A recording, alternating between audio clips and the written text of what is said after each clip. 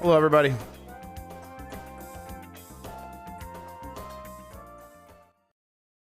All right, I'm gonna bring up. Okay, now you can hear us. We're getting started. Just one moment. Hi, I'm here. Mike is here. This is the wrong document. Here, are you All Might? Why'd you sound so fucked up? Oh, sorry. I yell at it, that's why. He screamed is the problem. Yeah, I yell at it and it broke. Sorry. You're not I was forgiven. trying to do a... It's like Jeff's not forgiven for not knowing that Twisted Metal Black. I'm the unforgiven. That's cool. That makes me cool. Patrick Klepek was there too. Why didn't you yell at both Patrick of you guys. Klepek? Yeah, we these don't care. gaming luminaries. And I'm sitting over here and my freaking No one has ever cared about Twisted in Metal. my undies, scratching my ass. What I'm like, mad that's not about- right. What I'm mad about it is that Chef didn't ask for a skeleton update. Okay, let's. What A big update? skeleton update. Oh yeah, big Skeleton skeleton. Yeah, update. you're right. I'll get it next time. Okay, I think we're good to go. Let's No, see. Vigilante You tweeted? was not better than Twisted Metal, but it was okay. It was the best Twisted Metal you could get if you're playing on Dreamcast or Nintendo 64. I could say that about Vigilante 8. You tweeted. No. Yeah. I got a tweet. I'm going to tweet as well. These are the tweets I like to tweet. I like to tweet. Close other tabs. There we go. Okay. And then I need to get the music, and then we'll be good. Probably. Try to create. VR chat sex workers deny entry to US over prostitution. What the fuck did I just read? Piss. What is this? Damn it. All right. I'll do that afterwards. Okay.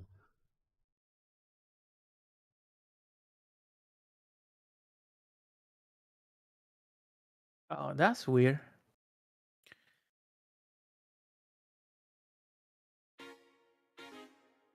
You guys hear that? Yes, sir. Yes. Chat barely hears it. Now they should hear pretty good. Okay. There's that. I'm tweeting, then we're starting, everybody.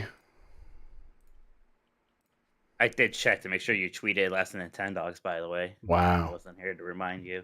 Good job, you did. Don't worry, Mike. I reminded them. Good job. Trailer for the Psychopath movie. Sean. Oh, you're not a Psychopath guy. No, I am. Oh, you are? Oh, cool. Yeah. I didn't realize it was finally a thing. Good job, Nick, getting Arby's. I do love you momentarily. Oh, this looks so good. Just for now, you must acquire more for the full look. Why is this movie so fucking pretty? Okay. Let's get going. Got the Get Discord. going. Let's do this shit. I do have to, Jeff, I need to like share that. That's got to be like a special tier or Yeah, something. we'll put it where on I the share Patreon. that video where you're just making faces in front of your green screen for my YouTube thumbnails. Yep. Okay. I could do weird things with that. Like I could put it in front of some offensive stuff and have you like pointing and smiling. Yeah, you really could. It's a scary thing I've done here. You're thinking small, Mike. Deepfakes. Deepfakes is where it's at. All right. Half Nerd said Arby's is so fucking I know. gross. I almost hit it. I'm I was like, gonna- that's weird, but like, this is your verbal warning. Never mind. You just already got timed out. Yeah. How dare you speak about Arby's that way? Okay. I am. Oh, look at that. We got a Lincoln message. So I'm just going to say it like on the top of the show. Thank you so much. It's X-Core. All right. We are going to go. You ready? You ready if we get started, Mike? I am ready, sir. Okay. I'm ready for you. Oh, no. You know what? Let's do this. There we go. Here we go. I'm counting us in, and I'm going to hit record. 5, 4, 3. Shit! What's wrong? What's wrong? Invink error. Too many concurrent sessions. What are you? What is fucking using NVIDIA encoder? What could possibly be using it? What could possibly go wrong? Oh my god. You'll never escape it. Oh my god.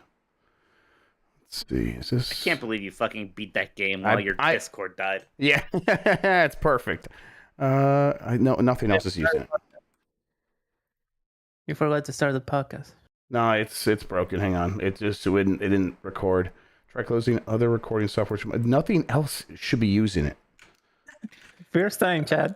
It's our first Sorry. time. This is OBS just trying to fuck me. Oh my god! Don't you make Didn't that you face. have to restart the OBS the other day for Game This Morning? Who knows what I had to do? Who can remember that far in the past? It was yesterday. All right, I'm gonna have to close OBS, so I'll get it back That's 2 open. days Sorry, ago, everybody. right? Well, I mean, it's a completely different problem. It's Invink. This has nothing to do with it. You know what? I'm gonna close this, and then let's try see. Nope, still not gonna work. All right, I'm gonna have to stop. Everyone, just stay right where you are. I'll be right back. Today. How many? What? We're live Sorry, again. Many streams were you in today? Uh, Like 5? Yes, this is the 5th one, Well, I mean- I think. Yeah. The one was basically one long, like, wasn't it basically uninterrupted? Yeah, from, basically, but Game two of different Warnings shows. Bubsy to. Well, 3 different shows. Yeah. Okay, we are back live. I'm gonna hit this to see if it works. It's still not working. Okay, you know what I'm gonna do? I'm gonna mess with the settings real quick. Hang on. And bang. Yeah, I'll play my flute. It's been a while. People I can wonder can what hear that it. is. I'm not Too gonna hear many it. recordings at the same time. All right, fuck it. I'll just take it off the goddamn thing. All right, we're gonna get started, Okay. everybody. Let's go. All right, I'm gonna count us in, and here we go. 5, 4, 3.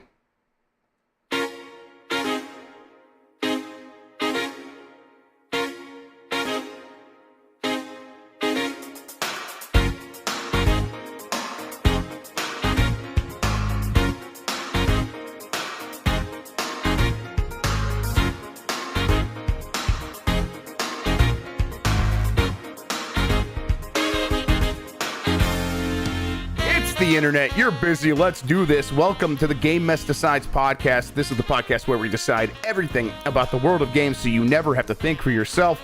I'm your host, Jeff Grubb. With me is Mike Minotti. He's back in the Game Mess, everybody. Today's episode, the Tetris movie is rated R because of the long piece. Mike, how are you doing? I'm good. Hey, thank you to Lincoln member It's X-Core for saying good evening, Jeff and Mike, and he spelled Jeff the correct way, Geoff. Just incredibly disrespectful.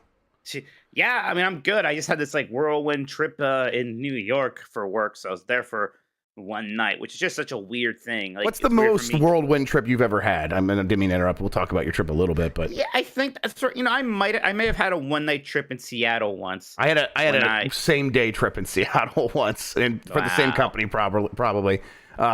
We went up there, saw Gabe Newell, talked to him about what did I even go to talk to him about? Yeah, I'm not sure because I went to talk about did you go for Index? Because I went for Artifact. No. I think it was just like I think they were just trying to like rebuild their connection with the media, so we got like open access on a whole bunch of stuff, and I just went up there. We talked. We got to ask a whole bunch of questions, a whole bunch of different things, and I think they were updating Steam and changing the way they were doing some stuff on the store. And then I went home that same night, so it was like that's pretty nuts. From Colorado to Seattle, back to Colorado. That's that same night. Right. It was pretty crazy. Yeah. I had I have to admit, I had a close call. I almost didn't make my flight because it was like running up pretty close to the end of the event, and I even kind of left a little early. Then of course it was like an hour to get to JFK, and then the security line was an hour long, so I was doing the running through the terminal, which I hate to do. It's why I usually try to get to the airport 3 hours before the flight if I can handle it. But it all worked out. And what kind of music plays in your head when that happens? Because for me, it is the DuckTales theme song. It's like it's a duck blur. No, it's the Home Alone. Sure. Yeah, I love that Home Alone composed that music. By the way, there's a Lego store by Rockefeller, and they have all these amazing Lego pieces, and they're all at least $300. And they had the house, the mansion, really from Home Alone. I'm like, that's cool. But $300? What is in there that could possibly make it as expensive as a Nintendo Switch? Right? Come on. How many pieces was it? Do you ever because I try to do the math on that usually, and usually it is 7 cents per piece is what it comes down to, and they rarely ever deviate from that. Yeah. So it's probably, I didn't look at that. Probably was just a little bit of the license. Right. Yeah, it's basically the only Legos I think that's why I like the A-Wing so much from Star Wars, because it's a relatively affordable as a Lego set, even compared to the X-Wing, right? You can get a pretty good looking A-Wing Lego set. Yeah, and the A-Wing is awesome. So it rules. Yeah, it does roll. But I got to go to that Nintendo store, which I haven't been there. I think the last time I was really in New York was in 2009. Jeez. So getting to go to that store again was fun, but I got to take my cheeky pictures in front of it. It was a good time. Yeah, that was fun. I'm glad to see you got to do that. I have been, honestly, it's probably been the last time I was there would have been the PlayStation event. So that would have been the PlayStation 4 launch. I guess that's a long time ago now, right? 2013? That's a pretty good while ago. Is that 2013? Yeah, kind of. Yeah, 2013, 10 years ago, Jeffy. Holy smokes, man. Okay, yeah. So I got to get back to New York. That's it. That looks pretty fun. You were in Manhattan not too long. Where was that? Where'd you do the giant ball thing? Brooklyn, yes. Brooklyn, right. So yeah, we didn't get over to that part of Manhattan. We went to other parts of Manhattan though. I didn't get a chance to go to the Nintendo store when I was there for the Bombathon. But I'll make a point to do that. I think I might have a chance to go to a Nintendo store of sorts here pretty soon. So yeah, go fuck yourself. All right. Thank you everybody for joining. Was I able to swear? Is it early enough? I've always remembered that. It's I guess it's the first 30 seconds. And since we're on YouTube and we have that little preamble with the music, I think we're good. I think no matter what, we're kind of in the clear. You can proceed to fuck yourself then. Cool. Awesome. I was already doing that. Get more from Mike and me by joining the Discord at GameMess.net. If you want to ask a question, you can drop a super chat here during the show on YouTube, and we'll answer it before the end of the show. Thank you to Carlos Ain, who is Insane in the Rain Music on YouTube, for the use of our theme songs. We are on Spotify, Google Podcast, Apple Podcast, and wherever pods are caught. Give us a good rating wherever you're listening. It helps people find the show. And if you post a review on Apple Podcasts, send it to me. I want to see it. Maybe I'll start shouting them out here on the show. Give us a good rating wherever you're listening. I just read that line. Thank you to the mods. Support us by going to patreon.com/GameMess. That gets you access to our private channels inside the Discord, the monthly Q&A, 1 month early access to our Jeopardy game. We're filming a new one of those next week. Probably something like that. It gets you participation in our monthly game club discussions, which Mike runs. What are you guys playing again this month? You guys are playing Half-Life, the original Half-Life. Half-Life. I've already beaten the original and Opposing Force. I'm gonna start Blue Shift here soon, and hopefully check out some Black Mesa also. And it also, of course, gets you access to all of our shows ad-free. I say ad-free. I put the Manscaped reads at the very end. So some people like those. So if you want to listen to it, you can. If you don't, you just stop listening then at that point. If you, again, no one said anything, but if you hate that, let me know. I want to make sure that's all kosher and everything. But yeah, and really, Patreon's the best way to support us. People have been coming there and showing up and saying, yeah, we do want to support what you guys do. We want to keep this going, and it means a lot. And I know people have a lot of ways to spend their time and their money. And so anytime someone does that, it means a lot. And I really want to make sure I call that out. So thank you very much for your support on the Patreon. All right, Mike, I got a handful of big topics this week I want to bring to you and discuss before we get to our special thing that we're going to do this week, which is a game draft. We're going to draft games for our own system, but that'll be in the second half of the show. First, 16-bit games. We're going to take from the Genesis, Super Nintendo, and hey, if we want to, TurboGrafx 16 libraries and see which one of us drafts the superior console lineup. We can put it to a vote. Yeah, we're going to put it to a vote in the Discord. So for people, you'll have to be a podcast producer to vote for it. So that's the interaction this week. Okay, Game Pass cannibalizes sales, and Mike, I just cannot be shocked by this at all. Like, no shit. Right. I mean, I probably must be careful because I'm trying to remember what I said back when Phil Spencer was like, actually, sales go up. I'm trying to be like, I was like, actually, yeah, I could see why. But I mean, just intuitively, you've got to be like, of course, if people could just get it as part of a service, a lot of people are going to get for that service, and that's people who would have otherwise bought it. Not all of them, but a lot of them. It's sure there's going to be some kind of like word of mouth effect going on there that'll help. But what was that game for People Can Fly that like was charting even though it was on Game Pass? It seemed like that was the last time we were really talking. Was that Outriders? Yeah, Outriders. That's the last time we really were talking about, wow, see, like a game could just benefit from being on Game Pass. Yeah, that was one. So that I remember this. That month that came out, it was number 3 on the Xbox chart on MPD, and it was number 3 on the PlayStation chart on MPD. Or maybe it was number 1 on each. But then the second month, you would look, and it was still pretty high up on the PlayStation chart, and it was nowhere to be found on the Xbox chart. And to me, that's like, okay, that makes all the sense in the world. The people that want to buy it show up on day one and they buy it. And that number's pretty equivalent for the rate, like for how many systems are out there for each one of those devices. But then as time goes on, the people who want to try it are probably just getting it in Game Pass because they were already price sensitive. So because they didn't show up on day one, and a sale down to, $50, $40 probably wasn't moving them too much if they know that Game Pass is out there. Now, you said like what Phil Spencer said in the past. He said two main things. At one point, he said that Game Pass has people go out and spend more money on games generally. What they do is they get more engaged, and then there's a network effect where they're playing with their friends. So when their friend goes and buys a $60 game and they say, hey, come play with me, the person who's in Game Pass is more likely to go ahead and follow that person and make that purchase. And that still makes sense. Then there's the other thing he said, which was with Forza Horizon 4. So years and years ago now, this is 2018, I think. He said that Forza Horizon 4 was selling even better once they put it in Game Pass.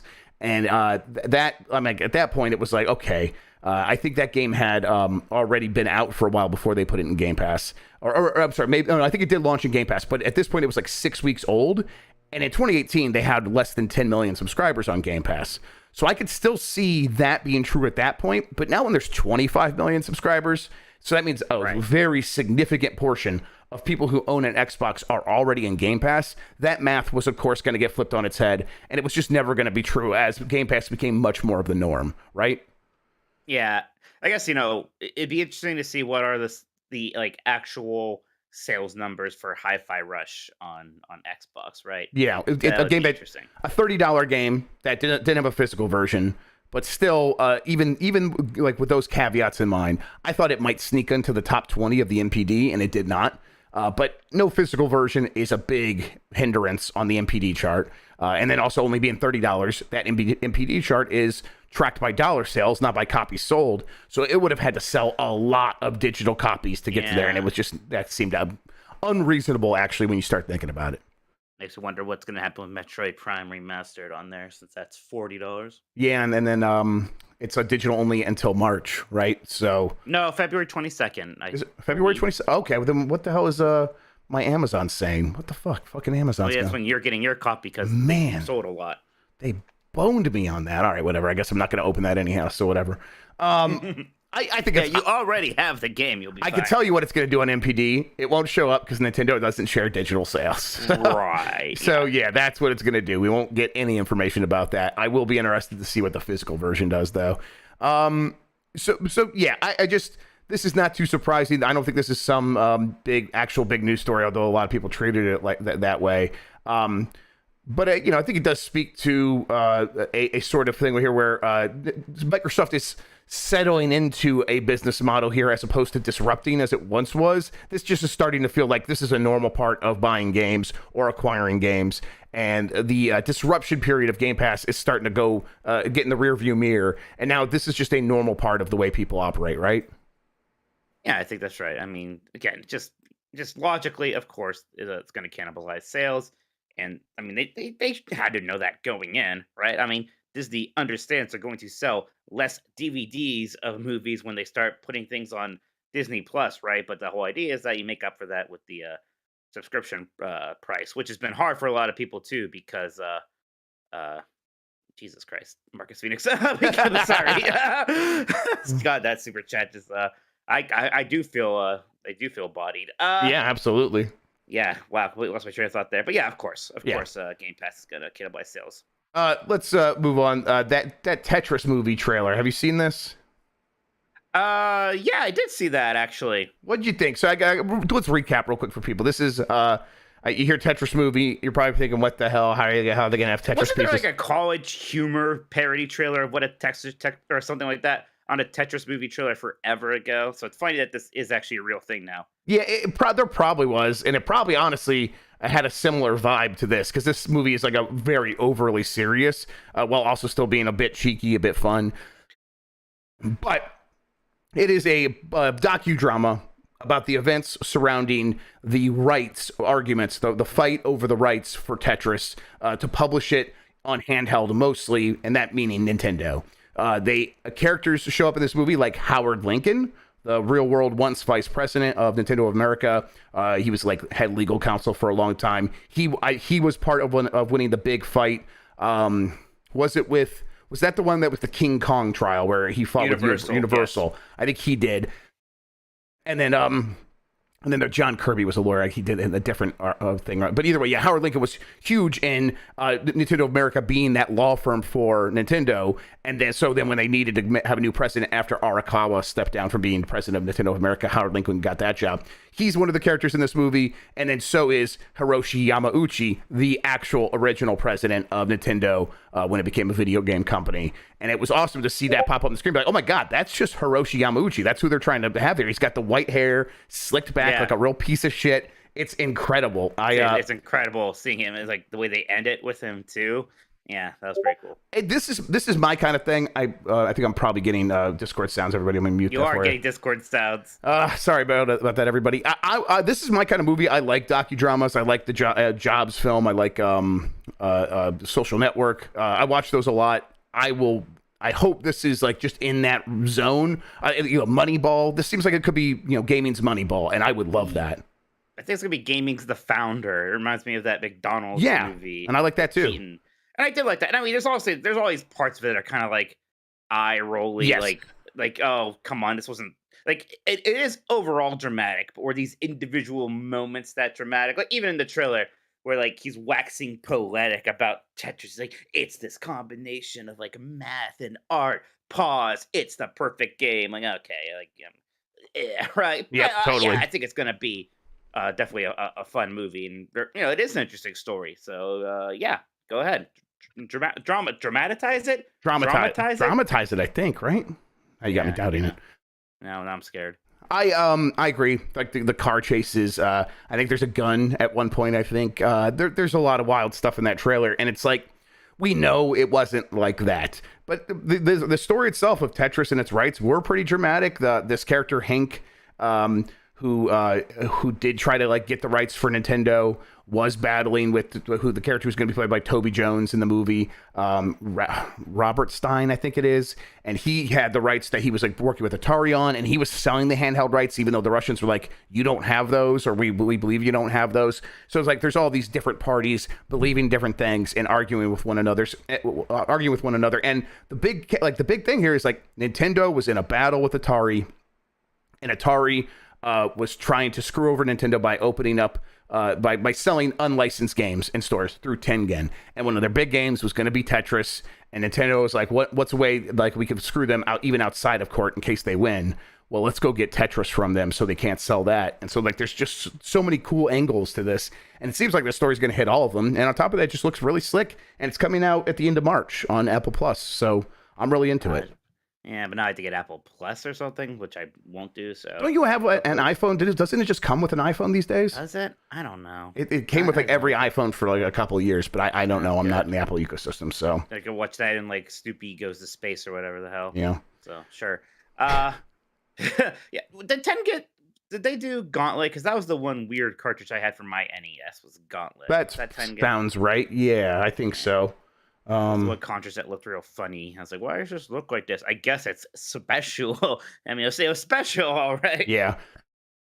I like thinking, like reading about that history. I'm like, oh man, I think I might have been on Atari and Tengen's side. Although the shocked. Yeah, right. Because it's like the licensing, the model, the Nintendo said it was there to prevent something that happened with Atari, which was a flood of low quality games just taking over the market and causing the crash. And so Nintendo's like, we need to be able to protect from that. And they were probably right. But also it's like, oh, people should be able to put out the software they want. And I'm like, yeah, that's true. They should be able to do that.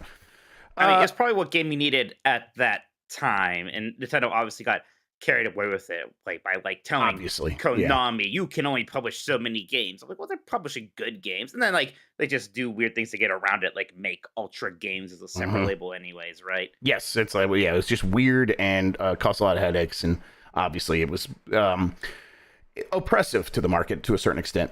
Although you're right, it's probably what gaming needed at first. Okay, Crystal Dynamics and Eidos Montreal are expected to put out 5 games by 2028. That seems like a lot, and that's not just like 5 small games, 5 AAA games according to Embracer Group. Yeah. They describe AAA as a budget of $100 million and at least 100 people working on it at its peak in terms of how many people are working on it. And then let's see, and then there was one, I think it's gonna have a big budget. And then sometimes when they're working with outside companies, they said it's got to have a big upside for Embracer. Embracer's got to make a lot of money on the deal. We know about some of these projects.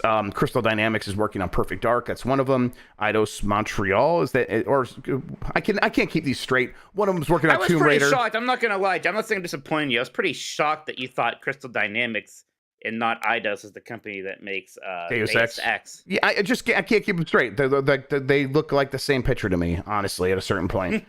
So well, Crystal Dynamics is the Tomb Raider people. Eidos is the Deus Ex people. Okay, but Crystal Dynamics also doing Perfect Dark, so they already have that deal with Microsoft, so they have this other deal with Amazon, so they're getting split in 2 different directions, and then apparently they might have something else. Eidos Montreal has got a couple things, so that, I don't know, that seems like a lot, but also this seems like a weird sort of business model for Embracer, a company that is pretty weird. Yeah, I mean, what actual game studio these days can get away with that kind of output, even split amongst 2 studios, aside from Insomniac, right? And Insomniac is such an anomaly. It seems pretty weird for me. And again, how AAA are all these going to be? Well, Perfect Dark will be, because, being made by that weird, it's being also made by Microsoft, so that's something. The Tomb Raider thing's going to have a lot of Amazon money at it also, right? So that'll be And they're investing in like a movie and a TV series, so they're obviously going to want to spend a lot of money on the game too. It'll at least be expensive, if nothing else. I don't know what's going to happen with Deus Ex, and I don't know what else the other two games can be. I forget if one of the other ones was spoken for or what have you, but that seems pretty ambitious at a time where most people seem to need 7 years to make a AAA game, right? Yes. Obviously, they can have multiple teams, but I mean, and also I just think that maybe $100 million seems like a pretty low number these days for a AAA game. I think. Well, and then they said the sales target is 2 million, which 2 million copies. I mean, yeah, it's weird that we're in a period where is that enough for a AAA game? it to doesn't sell, feel like right? it these days. Okay, It doesn't. I mean, No. I think it's if you are Nintendo and your AAA is Fire Emblem Engage, that's our AAA game. Okay, that seems pretty affordable to make. I don't expect the new Tomb Raider, the new Perfect Dark, or the new Deus Ex to have a budget anywhere approximating what Fire Emblem Engage had. So if Fire Emblem Engage does 2 to 3 million copies, might do a little bit more. That's really good for that game. And that's right in line with what Nintendo's expecting. They know how well these games are going to sell.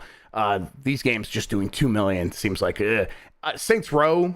Apparently, the new one, the one that Embracer just did, had a budget of 100 million or at least 100 million dollars. And that game seems like it could have used a lot of extra money and time. Well, time equaling money, right?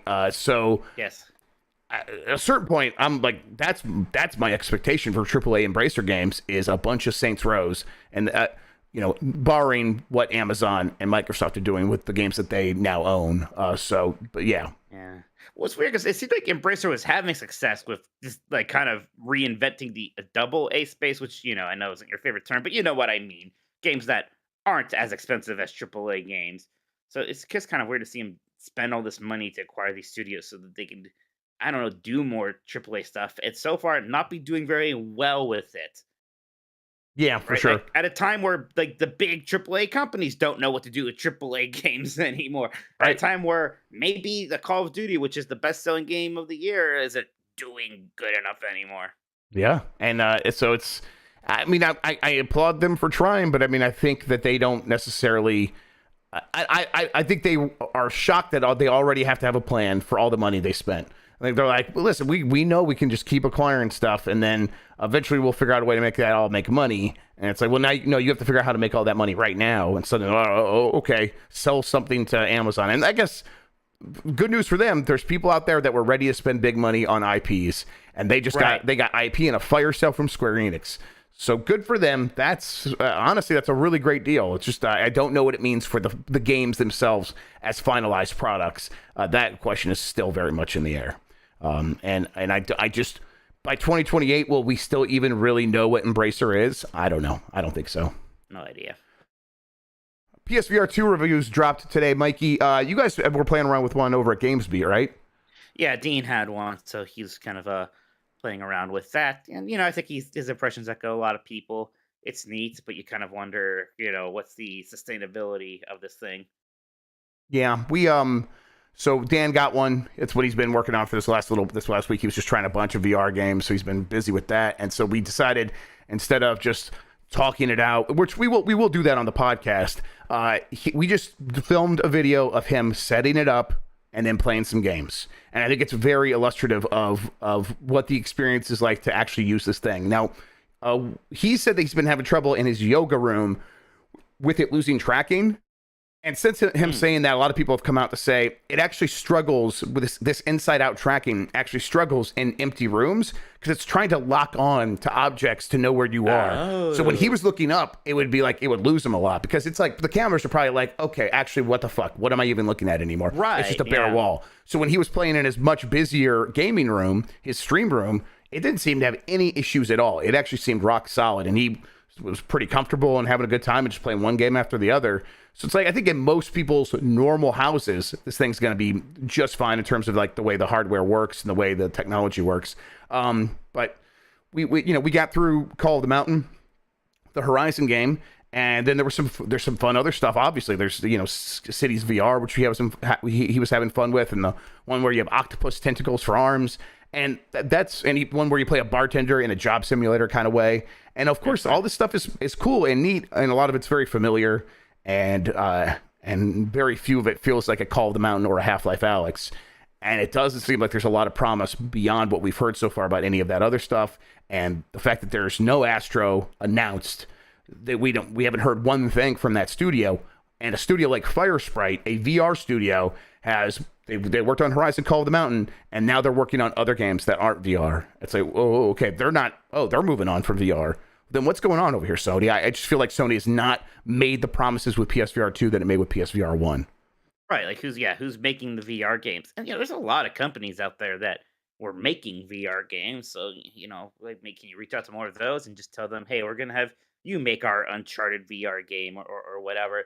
But it's not really devoting your own studios to it. I remember Insomniac before Sony owned them. I think they made a bunch of VR games, right? And now it feels like, no, we're not going to do that with Insomniac. Are you kidding me? They need to make the games that actually make us money now. Mm-hmm. But I still can't get over not having Astrobot sequel is one thing. I can't get over the fact that I can't play the first one on this thing. Like that, honestly, just even that, maybe that's what would have made me get one. Yeah, and it's like they don't know. That, I'll they consider don't know. it. It's like they don't know that's their killer app. And it's like, well, if you don't know that, then do you really understand this thing at all? I don't know. Yeah, it kind of makes me feel like if they do understand it, and yet they decided it's not worth it to be supporting VR the way we did last time, or it's impossible to support it like we did last time because the studios just don't exist anymore because they've moved on to greener pastures and they can't afford to survive just whenever Sony shows up at their door. How did this project get greenlit in the first place? It seems like it just happened under its own momentum. In a way, right. And maybe they'll prove us all wrong and it'll be worth it in the end. But right now, it's just feeling like it is a big risky bet at $550 that thing is going to get played with several times throughout the life of the PS5. I don't buy it right now. Right. I mean, God, Sony's made some good stuff that doesn't even last a few years, right? Yeah. Like some of the portables. So it's if I spent $600 on something, I am expecting that in 3 years' time there should still be really cool software coming out for it. And I just don't know. That seems like a scary proposition here. It seems kind of messed up. Yeah, I think it's even priced right for what it is. That's great. But again, I just don't sense the enthusiasm from within Sony for this thing. I don't know. I hope it does well so that we do get more of it. I do think VR can be cool. It's kind of it's weird because it feels like it's becoming this niche thing, but it kind of can't really exist as a niche thing. No, because it's just too expensive for it to be niche. Yeah, it's priced like another tier of console, and and these days that comes with a certain expectation of software support that this is nowhere near meeting. So yeah, it feels doomed to irrelevancy here relatively quickly. I guess we'll see if that changes. They are supposed to have a state of play here pretty soon. And if we go into that, I hope that a big part of that, for the PSVR 2's sake and the people who are into that, a lot of the games in that are surprises that say, hey, these are coming in the next year. I think that would go a long way. And if one of those is an Astro or an Astro equivalent, and another one is Half-Life Alyx port and a handful of other things, that sort of seals the deal for me. Where it's like, okay, they are doing what's required here, and now I'm happy. No more complaints. I'll wait still to see if it's going to be worth the price to me down the road. But at least now I'm like, I believe in it more now than I did before. And I guess so. We'll have to wait for that state of play to find out for sure. It would be just messed up if you can't get Half-Life Alyx on this thing. Like it's again, if you can't make that deal happen, it just seems to me like you're not invested.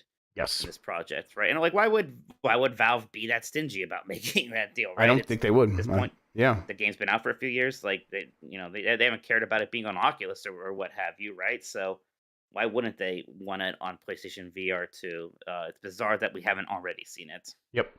All right, last story here. Multiverse's peak concurrent players dropped to 99% since its launch. It is not strange to see a game suffer huge drops from its launch concurrent players, but 99% is pretty substantial, and not every game goes through that. I mean, we're seeing Apex Legends this week hitting its all-time highs on Steam for concurrent players. Now, that might not be its all-time highs, period, because it did launch off of Steam first, just on EA Origin at the time. But still, it's for Steam, for what being on Steam, it's its highest ever. So it's clearly trending in an upward trajectory. Multiverses, though, just feels like it has gone completely flat. And a big part of that seems to be, or at least one part of it seems to be, there is not that much excitement for the added content. Where at first it was like, what characters going to get added? It was almost a quasi Smash Brothers like excitement level of, Anybody could get added here. What's going to get added? And now they are in their second season. They've added Marvin the Martian, and that's it. And I think people have just lost interest. Yeah. Yeah. That's like the last one, right? You know, I like Marvin the Martian, but I'm old. Me too. Right? So, yeah, that's weird. I mean, you know, Christian in the chat saying that's like every fighting game, right? This drop. But you can't think of it like a fighting game. This is a live service game. Yeah. The daily player count is even more important than would be. It's a free-to-play game, yeah. Yeah, free-to-play live service game. So I don't know. It doesn't seem great to me. And I was, you know, I just thought it was interesting because I was wondering, because there were a lot of people that, you know, Multiverses kind of came out as a big splash, right, when it first happened. And I just felt like, man, you don't hear really anybody talking about that. Did it settle into this, like, really, like, nice place player-wise? And I don't know. I'm not sure if I think this is a disaster. It seems maybe disaster-ish. 1,000 players a day, that doesn't seem like enough. Yeah, I think it's probably not enough to justify a free-to-play game. This is not trying to get by on selling character packs like a Smash Brothers, or I guess, you know, I don't fully understand the business model of Street Fighter, but I bet it's more like Smash than it is like this. This is trying to keep people actively engaged and bringing in, you know, that churn of new players alongside existing players that keep returning, so that they can make the business model work. And I do not think it works with only 1,000. It probably needs at least 10,000. It's just nowhere near that. And they could always reinvigorate it with new drops, but also when do you just pull the plug, especially when you look around and everyone else is pulling the plug now trying to make their live service games work. Well, I mean, the problem too is, you know, what else do we have to pull from? They never did add Gandalf, which is weird, because wasn't that like in the original like leaked character roster? Yeah, I think so. I don't know if like the token is there or something weird happened there. I can't imagine. I feel like they'd have the rights to do that. Did they ever add Potter stuff? You know, we see people sure do seem to like Harry Potter games. Seems that way. I'm surprised that's a rip card they haven't pulled already. So, yeah, well, I wonder if they're like looking at those sales to be like, speed that through. There was like a list of a huge list of characters that were coming. I don't remember any of them anymore. I mean, like, why? Well, you know, where's the synergy? Why didn't you have like some character from that game even there the same day that Hogwarts Legacy launched? Right? Like, what are you doing? Yes, it's I think I know people are like making a big deal about the difference between live service and other live service fighting games, and it's in the chat. But it's like, clearly this game is they're not thinking about a Multiverses 2 right now in the same way that other games that are in the fighting game space are. Like, there will be a King of Fighters 16, right? Right. They put out a premium product, and they sell characters and stuff, but they are that stuff is just there to keep the fans around, and it's there to make money.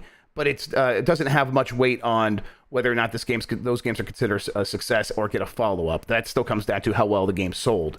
Multiverses needs to continue to exist for a very long time because they are not planning a Multiverses 2. This is supposed to be a live service product that just continues and continues and continues, and it doesn't seem like it's going to be able to do that. But maybe, I don't know, maybe can any fighting game do that? Like that Project L from Riot Games, is that going to suffer the same fate? I mean, it can, right? But who knows? Maybe they understand just how many players you really can realistically keep the fighting game, and they're building around that. I just don't. It's just such a scary time for live service games in general, Jeff. If again, I said before, it feels like that mobile game market where you pretty much just have these same like 5 games that are always the biggest ones, and they've existed for over 10 years now. And maybe every once in a while you'll get a new one, but like every couple years. So trying to enter that space is pretty scary. Yeah. Also, I mentioned back when we were talking about PSVR 2, Dan Reichert's yoga room, and someone chats like, a dude with a yoga room, sheesh. And I love the idea of someone thinking of Dan as like some hippy-dippy, like new age San Francisco guy. That's Dan, all right. That's Dan Reichert. You nailed him. According to his father, it is. Yeah, that's true. All right. Those are the big topics I wanted to catch up with you on, Mike. We got, like I said, we're going to get into that video game draft, but first there's something I want to talk to you about. I think I'm ready for it. I think I'm prepared. So I got cleaned up the other day. I took a shower. Nice. I did my processes. I used my products, and I walk upstairs and I go in the kitchen, and my wife was like, "Oh, what is that smell? You smell nice." And I was, Mike, that's my balls. Mike, I was so excited to say, yeah, that's my balls. Exactly. I just couldn't have been happier. It was one of the greatest moments of my life because I of course, was using the Manscaped Crop Preserver, the ball deodorant, and it does smell that nice. So good that when you walk in the room, people are going to notice, and you're going to feel like $1 million because you know you smell that good. So when someone like looks over, like interested, like, ooh, what is that? And you know, listen, if it's my wife, I'm going to say it's my balls. But if it's a stranger, you could just think, that's my balls you're smelling right now. Don't tell the strangers that. Yeah, you tell the strangers that. Yes, tell the police that when you're getting pulled over or whatever. Tell the police. Yeah, well, absolutely. What's that smell? My balls. Mike, this is exactly why I'm so happy that this week's episode of Game Mesticides is brought to you by Manscaped, which is the best in men's below-the-waist grooming. Their products are precision-engineered tools for your family jewels. Manscaped's Performance Package is the ultimate men's hygiene bundle. Join over 7 million men worldwide who trust Manscaped with this exclusive offer for you. 20% off and free worldwide shipping with the code MESS. That's MESS at manscaped.com. MESS at manscaped.com. Now, Mike, I mean, clearly, we're clearly enamored with these products. I've been very happy with them. Like I said, I went through all my processes. I got all trimmed up, cleaned up, ready to go. And I really did. Everyone's bad you're not playing the music. I'm pretty, let me get that going right now. Well, I mean, listen, have you been keeping up with your grooming? That's what I'm interested in. I have. Well, you know, I was pretty sad because I was traveling and I didn't bring it with me, and I should have. I should have at least brought the crop preserver, right? I would have felt better, especially walking around New York. It was unseasonably hot too. That's then always I had to run through the airport to catch my flight, and it was, I could have used a little something extra down there to keep me going. And that is when I find the crop reviver is super useful. Like when I'm just feeling a little bit down, it is that pick me up of like, I do feel fresher now. I feel better. It's going to get me through the end of the day until I can get home and get a real shower. It's incredible for that. That's included in the Performance Package 4.0, which is a game changer. Inside the package, you'll find, of course, the Lawnmower 4.0 trimmer, which I don't have on hand with me. I usually like to hold it when we're doing this. The Weed Whacker ear and nose hair trimmer, Crop Preserver ball deodorant, Crop Reviver toner, Performance boxer briefs, and travel bag to hold your goodies. The Lawnmower 4.0 is the trimmer of the future, and dare I say, the greatest ball trimmer ever. This is their 4th generation trimmer, which features a cutting-edge ceramic blade to reduce grooming accidents thanks to their advanced skin-safe technology. The Lawnmower 4.0 is waterproof and also has a 4,000 Kelvin LED spotlight for when you need more precision down there. Because the trimmer is waterproof, you could say goodbye to the mess on the bathroom floor. You just send all that down the sink where it belongs, or down the drain in your toilet. Shower? I shower in the toilet. I don't know about you, Mike, but I'm a special man. No, I don't. That's gross. You should stop that. Man, listen, I'm a sinner and I'm going to keep doing it. You thought that was good, but want to take your grooming game even further to the next level? The Performance Package 4.0 also includes the Weed Whacker nose and ear hair trimmer. Mike, you've been using this, right? Oh, yeah, especially for my hairy nose. It's great. I was so excited, Jeff, when I almost texted you when I was leaving JFK to go into the city. We passed over a bridge that had a giant Manscaped ad over it. I felt very welcomed. I get excited. Yeah, exactly. It's like, oh, I'm home. I'm with my people. Yes, exactly. I'm safe here. I'm safe here. Manscaped even threw in 2 free gifts into the Performance Package 4.0, the Manscaped Boxers and the Shed Travel Bag. Bring your comfort and boxers to another level. It's time to take care of yourself, so go to manscaped.com and get 20% off plus free shipping worldwide with code MESS. That's 20% off, free shipping worldwide with code MESS at manscaped.com. Get that Performance Package 4.0. It's time. Especially, I mean, listen, I know you probably screwed up Valentine's Day. One thing you could do to fix things is get cleaned up, present yourself in a way that is professional, smooth, and smelling good. Make up for Valentine's Day by making her smell your balls. That's basically what I was trying to say. Thank you, Mike, for just cutting through it. Mm-hmm. You're welcome. All right. Let's get back into it. We need a drink. We can do the super chats and then we can do the okay, thing. Sounds good. I'm gonna chat figure out who drafts first, maybe while I'm gone. Yeah, sure. Yeah, okay. Mike, you go do that. I'll take care of these things. Everybody, we are gonna do the video game draft after we do the super chats. Let's see here. If you are watching live right now, it means that you're not seeing the ad. And hello, if there's an ad playing for you, I'm sorry, you can't hear this. We are going to do that video game draft where we're going to do 16-bit generation, and we're going to take turns picking a game. And so we need to decide who goes first. How should we do this? You think Sonic's better than Mario World? Easy win. I should just pick Sonic 2 to really fuck him up, to really mess with him.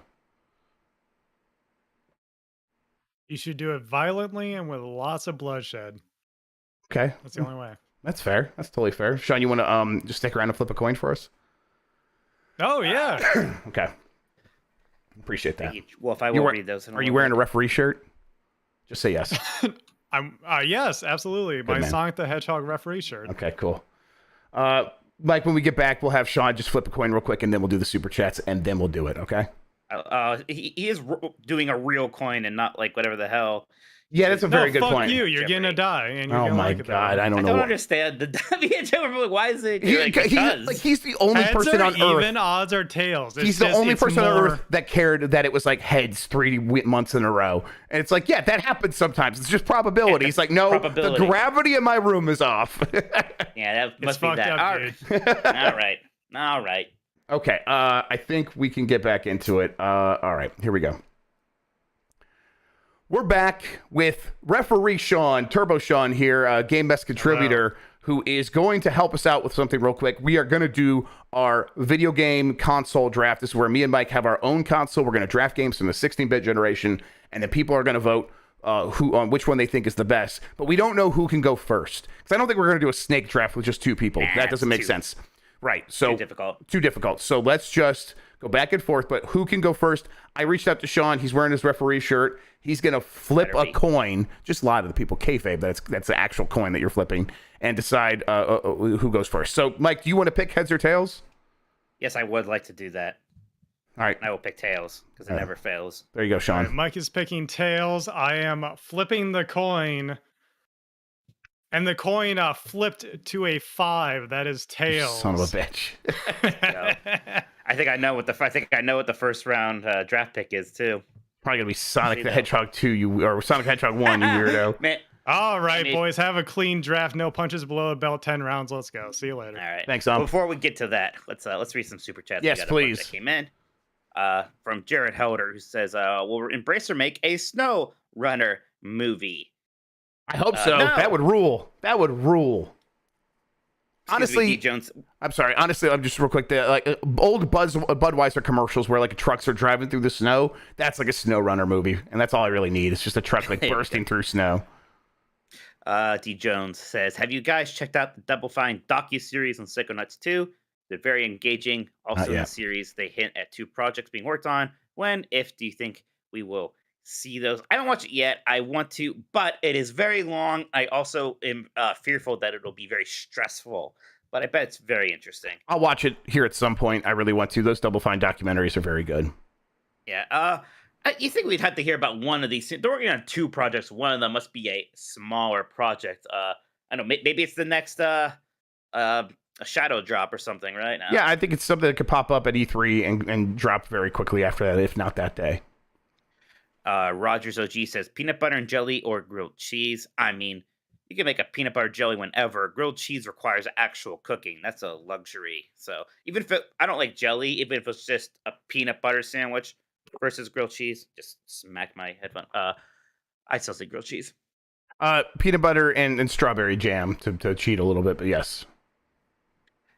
Marcus Phoenix, this is one that completely threw me off track, said Tom Henderson bodied you both on Hogwarts Law Cope. Man, okay. I mean, to be clear, like, just, first off, conversations aren't contests, but if they were, despite having, I think, less than a tenth of his followers, I think I got more likes on some of those anyway, so, like, I don't know. But whatever, weird thing to say. Also, it was great. Like, as soon as he super chatted, like 2 minutes later, he's like, they're ignoring me, these losers. Like, he knows that we read them all together later. Yeah, he knows more about the show than we do. He's literally our biggest fan. Yeah, and then he also said, a separate one, so more money, thank you. Phil needs to be fired. He lied. No games, low sales. He lied, Jeff. Wow. Phil Spencer lied. People died. Damn, got him. He needs to be fired. All right, well, I mean, then he should fire him then. Marcus Phoenix, you work at Microsoft. You're one of the Gears of War. Yeah, you are the gear, right? It's just Gears now, Jeff. We don't. Sorry, you're right. You're right. It's just Gears. I'm embarrassed. You're right. Did I ever tell you how much I Mike, really get bothered there's literally by that? like I one thing hate I'm it. going to remember about you. It's that you hate that they just dropped it and just called it Gears 5 or whatever it was. I know really, you I hate let it, it Mike. bother me way too much. Oh, I yeah. think it's really stupid. It's hate pretty stupid how that. much you hate it, actually. But yeah. I agree. It probably is, but it's still it's there. Sewerlink says, Jeff, you're the busiest guy gaming each week. Hope you have some time off. Love the content. Thank you. We're making it make sense. We're doing. I like all the stuff I do on Giant Bomb. I like all the stuff I do here, and then I try to take the weekends for myself. I try to take like Wednesday nights for myself, things like that. It's very nice when the Red Wings game lines up with that. But we're trying to do fun stuff at work too. So I got like a trip coming up here pretty soon. I'm super excited about. That's like, oh, this is possible because we're working hard. So, and then honestly, just I beat Bubsy 3D today. That's something I've done and accomplished because I'm working hard at the job. So, thank you very much for saying that. But yeah, we're making it make sense. So interested to see what you're gonna make me play. I know. I mean, it's literally at the top of my mind all the time. I'm like, how can I hurt Dan? How can I hurt Mike? Like, good. It's good stuff. I like that. Uriel Delgado says, what if a Bracer console with their games exclusives? I'm not following this one, Uriel. If you're in chat, if you could maybe type that out, it would help me. Yeah, it's like what if keep going. Something was missed there. Yeah. Burrito says, has anyone made a Photoshop poster yet of Grubb as Gru surrounded by minions with Mike's face in a stray testicle here and there? JK Mike, XO. All right. Is the JK XOXO enough to make up for what they just said? No, I think we're gonna look, guys. Look, I think we're gonna be banning saying that I look like. And AJ also did it. Yes, actually, this is something that's actually been getting to me a little bit, and I'm as guilty of it as anyone. Talking about people's appearances, we got to keep that to a minimum. Whether it's me, Mike, or anybody, it's a weird hole that we can go down and we can get lost in it, and then suddenly it starts to feel kind of mean. So if we could just like pull back on it a little bit, people, like let's avoid talking about people's appearances. Right. That goes for me as much as anyone. Yes. Hey, me and Jeff do it to each other too. Sometimes. Yes, exactly. We are a little bit guilty of it, so I get it. Guilty of it also. It's we trust me. I get the tone here. We tease each other constantly. Yes, absolutely. I get it. B. Traven says, "Yo, Jeff, when is the next gaming stream?" Brought to you by Factor, home of the spicy poblano beef bowl. Fucking hey, Top 101 was awesome. Yeah, but I can't believe you didn't have any Halo games on it though. What's Halo? I don't know about that. I considered Infinite for a little bit. That's the one I like. I mean, that's that simple. And I didn't. I'm not gonna put that on there. Not these days. It's just not gonna rate. No, it wouldn't go well. I mean, it was also the one I liked. I liked Infinite more than any other. Yeah, I mean, even the ones that people love. Like I think I said this before. People love Halo Reach. Like I played that back when it came out, and it made. I played through the whole thing. It made no impression on me. Yeah, so Halo 2. I played it as soon as it came out. Everyone was so excited, and I'm like, yeah, this campaign's okay. It's no Metroid Prime. Yeah, that's kind of what I was thinking. Yeah, but I the next one from Factor said it was a two-parter, so that'll be happening after I get the box. So I think that Friday I'll be doing it. So look out for that. I'll probably do something else fun. So that won't be. It'll be this next upcoming Friday, not the one tomorrow. Yep, absolutely. Then let's see from B. That was returned from the Uncharted Wolf. I put the results for the Metacritic predictions for Wild Hearts and Cold Mountain in podcast producers. I did see these, Jeff. I will pull this up. So for those who don't know, wait, let me see if I want this read aloud. You will. Uncharted Wolf had us predict a bunch of Metacritic scores for games at the start of the year for like the next few months. Yeah. So he says, even a broken clock is right twice a day. Grubb has finally scored a point in the Metacritic predictions game with Wild Hearts. Wild Hearts is a 79 on Metacritic at the moment, meaning points could change by April 1st. Grubb predicted 78, while me predicted 77. That was close. Oof. We both kind of knew where it was going to be. Yeah. Yeah. He said Horizon Call the Mountain Reviews also came out. It's currently sitting at a 79. Grubb predicted 87 for it, while Tokoto predicted 86. Another point for Mike. That's a point for me, but I don't like being off by 7. I can do better than that. But still, we tried. Jeff, you're on the board finally. How's it feel? Yeah, it feels weird. It feels strange. I think it's like 5-1, right? 4-1 or 5-1, something like that. Yeah, it's not good. Yeah, it's not looking great. But listen, it's only the first quarter. We still have 3 quarters left this year. A lot more games coming out. It's going to be a big comeback, and I'm very excited about that. Yeah. Johnny Boy says, with video games journalism becoming movies, who do you think should play y'all in the Metroid Prime remastered docu-film? Well, Carl Jeff will be Urban. played by... Can play both of us. Huh? Carl Urban for both of us. I like that, actually. Yeah, Yeah. Carl Urban's both of us. In a spectacular dual role, Carl Urban plays the last of the Nintendogs. Real Oscar bait stuff. Yeah, absolutely. A lot of crying. I'll be like, I can't take them saying I look like balls one more time. Look what they did to my hair. Look what I did to my hair. Your wife like threatening to take the kids. Yeah. There's like is throwing like wine glasses at me or something. Oh, we should have Chris Pratt play Jeff just to really upset him. Fucked up. That'd be really funny. All right, Jeff. Let's guys, that's it for Super Chats for now. Ariel Delgado, I didn't see you clarify. I feel bad not answer your question, but we appreciate the Super Chat if you're not here to clarify. So but if you can, I will read that. Otherwise, Jeff, why don't we start this draft? Do you have any sort of thing you're gonna put up to keep track of our games? Yeah, I got something here. I'll get it. Go for a while here, and we don't have a set number in mind. Well, we should probably decide a set number, right? Like what? My friend says that he doesn't consider buying a console until it has 10 games that he can't have, that he can't live without, and that's when he decides to get a console. So I think we should do at least 10. But I think let's do 10 and see how we feel. Okay, and then I was thinking like maybe 12 because I think 12 is like maybe 20. A nice beefy number. Yeah. Let me get up the doc or whatever. But you're up first if you want to get started. If you want to start talking it out. Explain one more time to the people what we're doing. So it's kind of like like drafting for football, but all of the eligible players here are the complete libraries of 16-bit consoles. So Sega Genesis, Super Nintendo, TurboGrafx 16, technically, I can't imagine we're actually going to draft anything from there. Not shitting on that system, but so yeah, we're going to kind of like see which games get drafted here. We see if we have any creative choices, and then once we have our rosters, we'll put a vote to our podcast producers and see which console they think is the best one. We'll see if they want a super grubby boy or the Mega Mike drive. How about that? I love it. Mega Mike Drive, Super Grubby Boy. Super Grubby Boy. Okay, write that down. Actually, I'm gonna bring it up for everybody. I guess Super Grubby Entertainment System would make more sense. Super Grubby Entertainment System, Mike Mega Drive. We did it. All right, Super Grubby Entertainment System. Yep. And then Mega Mikey Drive. Mega Mikey Drive is on the board. Of all the 16-bit games, the world is your oyster, Mike. What is going to be your first choice? I wonder if you know what it is, but I think if you could pick one 16-bit game first, it is Super Metroid. Super Metroid is my first round draft pick. That's pretty good. A lot of people won't be able to live without that one. Yeah, that's kind of maybe easily the best 16-bit game. Definitely just one of the best games ever. It's a fantastic first playthrough. It's brilliant to play through multiple times. It feels great. It sounds great. It looks great. It has this epic ending.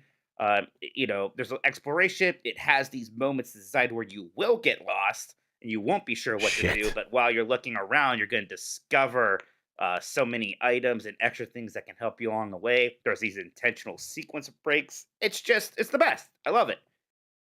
This is actually super tough because I'm like, I don't want to outthink myself. I don't want to like try to get too clever and be like, my console's called the Mega Mikey Drive, not Mega Mikey Games. Mega Mikey Drive, right? Like the Mega Drive. Yes, I knew that when I was typing. I don't know why I typed games. I don't want to like outthink myself and be like, okay, I'm gonna pick that. That'll stop him, and I'll get those freaks who like those kinds of games. But then like, if I do that, what am I just going to leave this other game on the board and then you have Super Metroid and The Legend of Zelda: A Link to the Past? No way. I got to take that. I have to take that. Like, it would be crazy not to take The Legend of Zelda: A Link to the Past. Well, we should and I see chat like suggesting names. We maybe stay off that, guys. It's part of the fun here is going to see if we can remember. So yeah, don't try to suggest things for us, chat. Yeah, I won't be looking at chat for this part. I always look at chat a bit. Yes, I usually always do, but I just kind of. But nobody did anything wrong. Honestly, I'm operating too much stuff here right now. So okay, so I mean, Legend of Zelda: Link to the Past. It really is that simple, Mike. Where it's like, you got Super Metroid, if you had Super Metroid and The Legend of Zelda: Link to the Past, I think it would almost guarantee that you would win. I think it would almost guarantee that it's those two games. It would almost guarantee that most people are like, well, listen, there's a lot of cool stuff that I'm going to miss on Super Grubby Entertainment System, but I'm not going to live in a world where I can't play The Legend of Zelda and Super Metroid. So it's a blocky move, but also it's that good. I mean, it is that good of a game. And so yeah, I had to go with A Link to the Past. Just it'd be like if I drafted Brady and Gronk. Is that exactly? It's like you're guaranteeing yourself 7 Super Bowls. So. All right, back to you. This is interesting because there's one that I think I should pick next, but I think you might not think of it. So I can maybe just sneak in there. So I think maybe I should just pick the one I think you will pick next. And try not to, and hope for the best here. Yeah, I'm just going to go for it. I'm going to say Super Mario World, which I still think is most people's favorite pure 2D platformer. Yes. For either. It's really, that's the other one that's like, that's really good. Right. I always kind of thought of Super Metroid, Super Mario World, and Link to the Past as the kind of the tree, like the big trio, the big 3. Even if there are other games I like more than some of them, like that is the core. Like you can never make an SNES Classic or any kind of SNES service and not have those 3 on there. Right. Super Mario World is definitely my favorite 2D Mario game. I think it's the only one that's on my top 100 list, right? I say all the time, I like all the 3D Mario games more than every 2D Mario game, except Super Mario World. I do like better than some of them. I think that it's just a better execution of what Super Mario 3 is doing. It's balanced better. I think it looks better. I love that world. The world map is so good. It's weird to think of the world map so highly, but there have been so many Mario games with world maps since then, and none of them are as good for some reason, right? Like, why are none of the world maps even close to being as good as the one from Super Mario World for some reason? Yep. The Star Road stuff is fantastic. I love that. I love all the little secret exits and the kind of fun ways you can traverse around the map and get these shortcuts. Great stuff. Love Super Mario World. It's a really good choice. And again, I feel like it puts me in a corner where like I can't screw up this choice right here already. I just can't go that deep. I got to pick something broadly appealing, but the game that I'm being drawn to the most is also like, I think it might start painting me in a corner a little bit, where it's like I might be doubling up on a similar audience a little bit. But I think I'm just going to say it because I think it's a big one for a lot of people. I'm going to go with Chrono Trigger. Shit. That's literally the one that when I said, I know what I should pick, but I'm going to pick, I'm going to hope you forget I want you to know about that it. even before you said that, I was already thinking this one. But I would have. Shit. Yes, it's just so. So many people love Chrono Trigger so much. And there's obvious other choices that that I think fill that same sort of tier. But boy, people love Chrono Trigger, and I think it's one of the most. It's like one of the earliest timeless JRPGs. It is. Where to this day you could just play that game and have a great time with it. So yeah, I had to go with that. And again, I got The Legend of Zelda: Link to the Past and Chrono Trigger. I think that's going to appeal to a certain audience, but I don't feel broad enough already. So again, I feel painted in a corner a little bit. But I think that was the game I had to pick. I don't think I could have picked anything else and had a chance here. Yeah. Okay, damn it. This is rough. I had a whole strategy here, and you just upended it. I was literally just thinking, well, Jeff doesn't play JRPG, so he won't say Chrono Trigger. He'll forget about it, and you didn't. Yep. It's rough now because what I think I should pick next, it is going to be slightly derivative. By the way, it is going to be fun to see at what point do we go to a Genesis game, right? Who blinks first? Yeah, who blinks first? Yeah, this upsets me. So now my question is, do I try to get a JRPG right now, or because Chrono Trigger is the best one? It is just the best one you can get from either system. Or do I try to stop him on something I'm already strong on, but I think it is just terms of what's the next best game I should draft? I think, it's got to be Yoshi's Island. It's such a big boy. Right now. Yeah, it's such a big game. I wish I could trade Mario World for Chrono Trigger and then have Chrono Trigger and Yoshi's Island. I think that would have been incredible, but I can't let you get Yoshi's Island right now. A game that I like more. How dare you rate it a Super Mario World 2 Yoshi's Island? I'll drive over to Cleveland and slap you. I was waiting to see if you would notice. I know. I noticed. I think this game's actually better than Super Mario World. I think it's a more creative platformer. It's a very good look. It's the best looking 2D platformer from the era. I think pretty easily.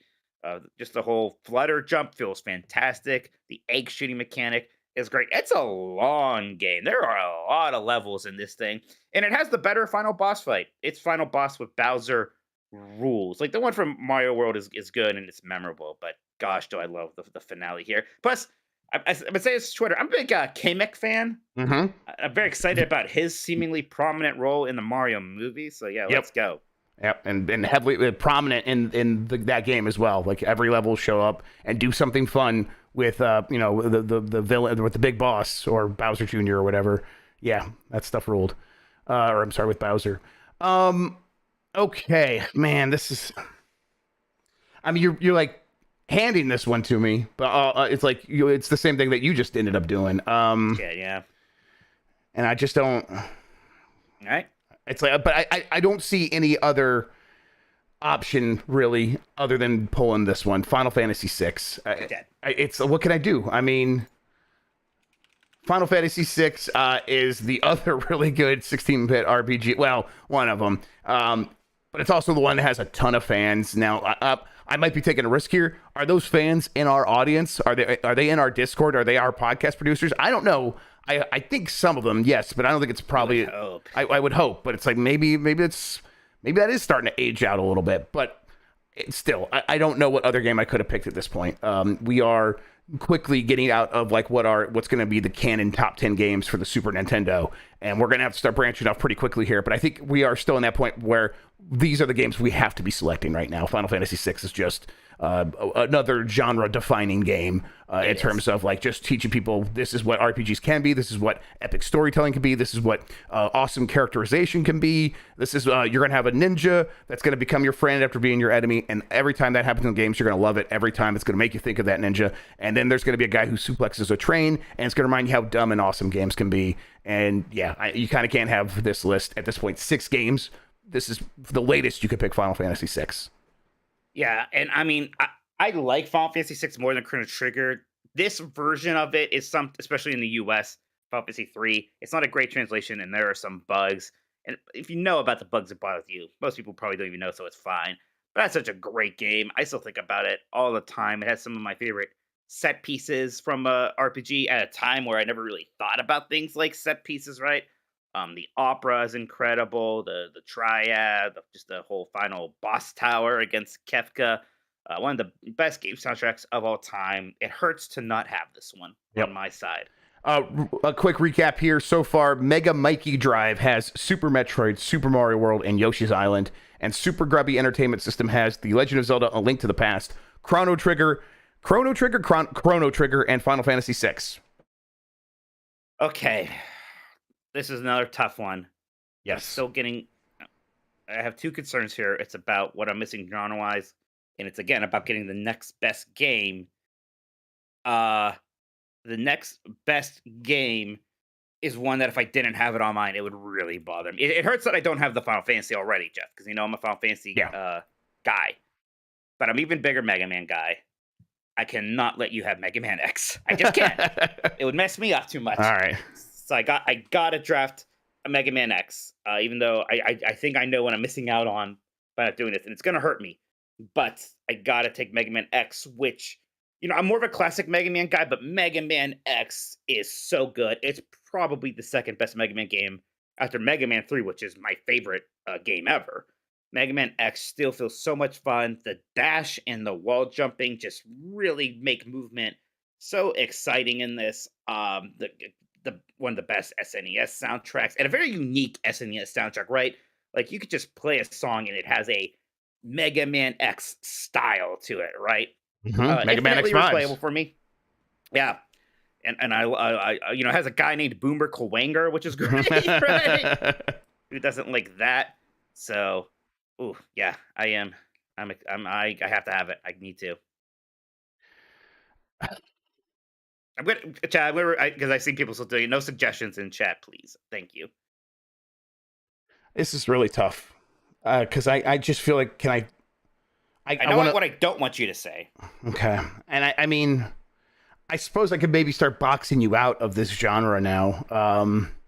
Yeah, that's exactly what I'm worried about. And it's But like, I mean, at what point do you have too many? yeah, exactly right. This is the fun thing about drafts, right? It's like there's the best thing on the board, and there's what your team needs. Yeah, you can't have 3 quarterbacks. Yeah, right, exactly. But I think I need to pick the third quarterback. Super Mario RPG. Fuck no! It's just a wild list now. But I mean, at a certain point, maybe I'm like making this indispensable to RPG fans. My strategy usually is going to be pick the best one on the board. I think that's the best one on the board right now. Super Mario RPG, obviously, like just such a good game.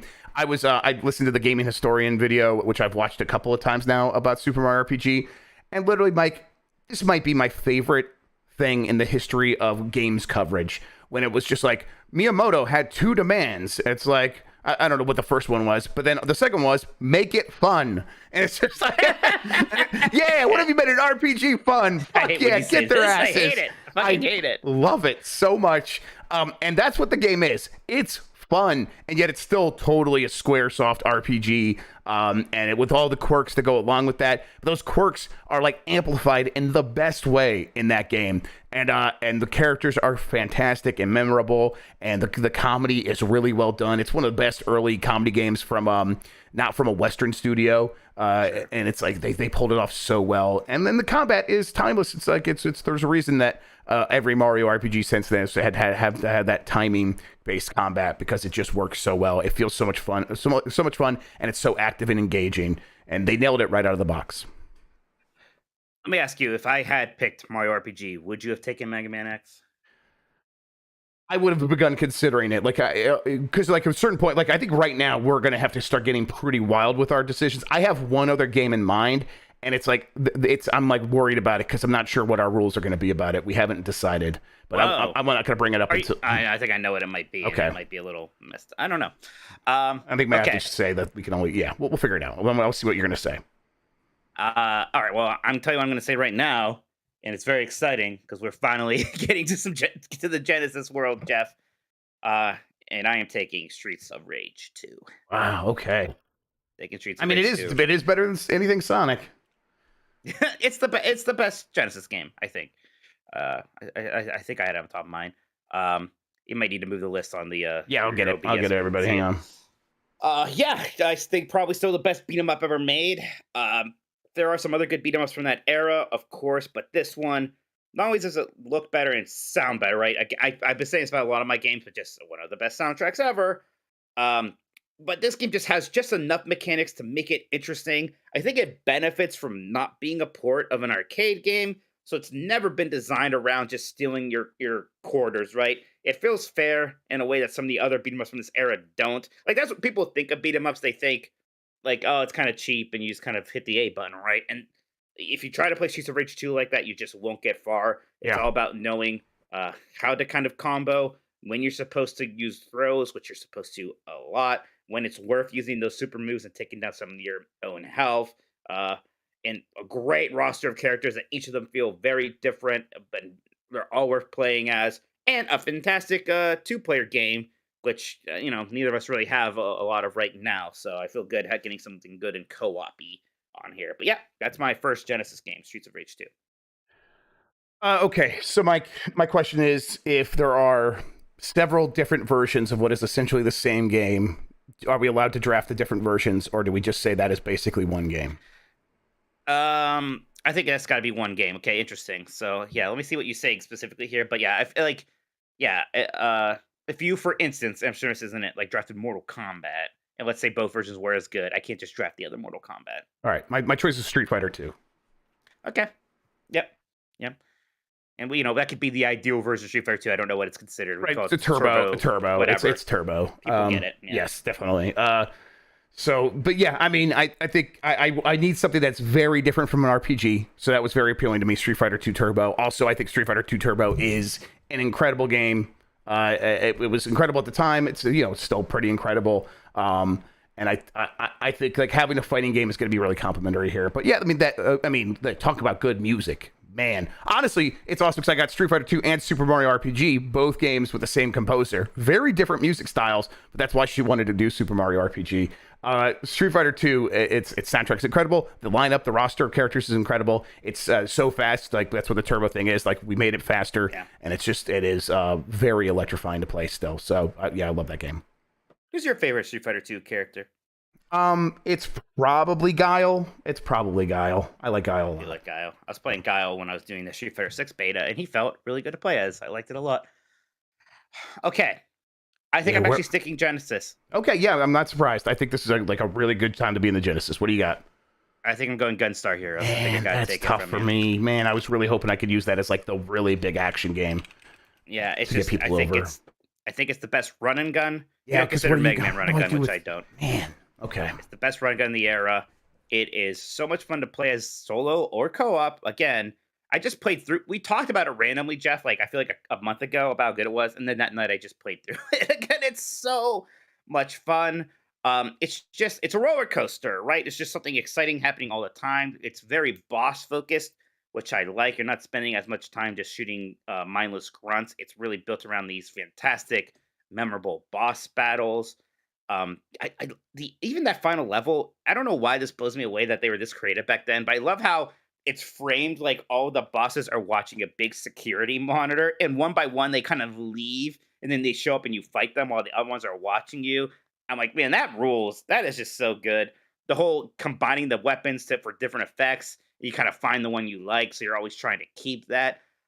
Even just like the grab and throw mechanic, it is so good. It holds up so well. Pretty much a perfect video game. Man, this sucks. I don't know what to do. I knew I was going to hurt you by taking that. Yeah, that one's like such a good pull. I think it's the right game at the right time because it is what I would have said because I think it gives me a little bit more chops and or would have given me more chops and with some action. And there's another obvious Sega franchise, but that's like we're gonna tit for tat there, right? You pick one, I pick the other. So it's like, yeah, okay, you have the best Sonic, but is it really that much better than the one I have? So it's like that's like a weird tit for tat situation that like once we start doing that, okay, yeah, sure, then we've done that, but I don't know how much it's gonna gain either of us. And now I'm I'm like racking my brain and I'm trying to think of what I can go with, and I'm like, I just can't go with another RPG. So I think I'm gonna have to go with. Well, I got like a nice long shot there. I'm gonna save for the end. So let's go with Donkey Kong Country. Okay. I think this is a similar tit for tat situation, but I mean, we'll see. We'll see. Because I mean, if you tit for tat from here, then I have places I can go. So Donkey Kong Country is I know a lot of people have a preference for Diddy's Conquest, but Donkey Kong Country is still more famous and more universally known, and it's still a really good platformer. I really like all the Silicon graphics like style in that game, and Donkey Kong looks weird and fun, and the rolling off of edges and to do like a long jump is like this really satisfying mechanic, and then once you get the hang of the controls, it's actually this pretty deep mechanically interesting platformer, and it's got that weird rare sense of humor from those days where it's like Cranky Kong is this weird old guy that's just yelling at you all the time, and Funky Kong is a cool surfer dude. It's a good game, and I think it's the one platformer I could put on my list right now that made sense. All right, so now that we each have 6, let's decide how many we are drafting here so we kind of know what we're coming up against. I think it'd be kind of fun to go 12 because I think it'd be fun if we had to start digging a little bit. Yeah, probably. Let's at least get to 10. So you're right. So we're at 6 each. We'll recap where we're at for everybody, for audio listeners. Let's at least go to 10, but I think 12 is probably going to be right. Okay. Yeah, you want to do the recap then? Yeah, so Super Grubby Entertainment System has Link to the Past, Chrono Trigger, Final Fantasy VI, Super Mario RPG, Street Fighter 2 Turbo, Donkey Kong Country. Mega Mikey Drive has Super Metroid, Super Mario World, Yoshi's Island, Mega Man X, Streets of Rage 2, Gunstar Heroes. Okay. It's back to you. Yeah, I think I do it to kind of go genre here. I think it's one I'm missing. And honestly, I think it's one there's not that many great picks for the 16-bit era. So I feel like I need to jump in while I can. And so I think I'm going to have to take Super Mario Kart right now. That's a that's a really good idea. That's a really good call. Right, because again, there's not a lot of great racing games from this era. There's one I like more. I won't say it, but I just don't think it's nearly as popular, and a lot of people won't be excited about it. Is it Top Gear? Maybe. Oh, Jeff, you know me so well. That's cute. Super Mario Kart is still fun to play. I still like the way that it looks, and everyone knows it, right? It's Mario Kart. I think everyone's so excited to go back and play that first one. And it's just racing games before this, and kind of before its other one, which again I think you might pit for pat me on this. The whole top-down thing only gets you so far. Isometric racing games, not really my thing. But Super Mario Kart really kind of brought that idea with using Mode 7, making it work better, and making it a lot of fun with the Mario cast and, dare I say, the items. So, yeah, I feel in Battle Mode, I like Battle Mode a lot. But for some reason, Battle Mode was also good in 64, and then never really worked again for some reason. But here, Battle Mode is still great, so that's a plus. Okay. Again, there's a lot of opportunities from some cool, interesting deep cuts, but I think there's a lot of slots left. I still want to be thinking pretty big here. I think it's probably time for Sonic the Hedgehog 2. I think that's gonna be next for me. Yeah, I think. I mean, we're gonna do tit for tat, but Sonic the Hedgehog, Hedgehog. Why can't I spell Hedgehog? 2. Hedgehog. Yes. It is.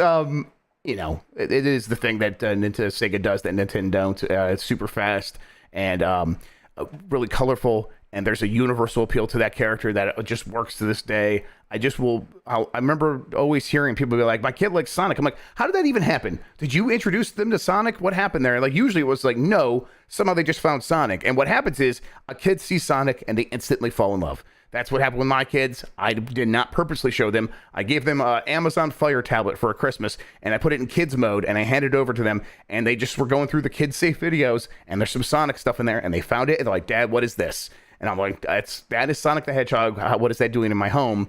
But it's like that. It's like they instantly got it, and it's like, okay. So that was nailed from the beginning with Sonic's character design, and then Sonic the Hedgehog 2 is just really nails what those levels need to be and things like that. So yeah, it's another moment where it's like this is the right pick at the right time. So this is interesting because there's games that there's those pit for pats I should draft. But you're not going to draft them, I don't think. So I think I can hold off. Yeah, totally. Why would you? Yep. Why would you have Donkey Kong Country and Donkey Kong Country 2? Yep. Except the best with me, which is a possibility. Of course, we got to be thinking that way, but we'll see. Right. So I'm not going to go there for now. So for right now, I think I'm actually going to go back to Genesis and pick Castlevania Bloodlines. Good one. Which I like Castlevania games a lot, and this is one of my favorite ones, especially the traditional things. I think it does a great job of somehow feeling like exactly what you would expect from a Genesis Castlevania game. It just kind of feels sort of slick. And even though it's not fast, it just feels like it moves really well. I love how it's got a bit more of a different time period thing. It's like more World War I setting, I think. So it feels a little bit different from the usual. Here's the castle, the dirty swamp. Even though there's some of that, there's like the ancient Greek level and stuff like that. It's a bit more world traversal. So I think that's great. I love that you have the two different characters. So you have the whip guy, and that's kind of traditional, but then you have the dude with the lance, and or like the trident. I like playing with him a lot. Even has this cheeky little super jumping dude that can let you traverse levels easier than the vampire killer guy can. Yeah, this is one of my favorite Castlevania games. And again, there's a pit for pat here because there is Super Castlevania 4, and I do like that also. I think Bloodlines is better. Yeah. I'm looking around trying to see what's the big play I can make, and I'm like, it is it's tough. There's a lot of places to go now. I'm looking at one. I'm like, this could be different enough, and I think it has enough fans, and it's interesting, and it's a big Nintendo property. I think I got to go with it. I think I got to go with Star Fox. Okay. Again, yeah. I mean, so this puts us at 8. So now we have 4. I think I am going to start getting weird in my last 4. I think, but it's still I'm looking what makes the most sense to fill in these slots. Star Fox is a It's a standout Super Nintendo game at the time.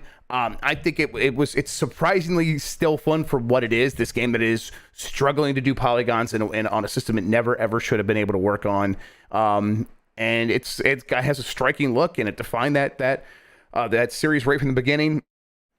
And it really kind of held like they established Star Fox so strongly that it's really struggled to get away from that, because it is just like, okay, yeah, Star Fox should be a game about flying a ship forward, and it can do barrel rolls, and it has some fun animal characters. But that, again, they nailed it so strong out of the gate that it was hard for them to get away from that. But yeah, that's my call right now. Jeff, I'm getting a call from my GM. Sorry. Yeah, no problem. All right. Uh-oh. Okay. Yo, what's up? Shit, he's on. Okay. Oh no. Yeah, I think he stumbled on that one too. Okay. Okay.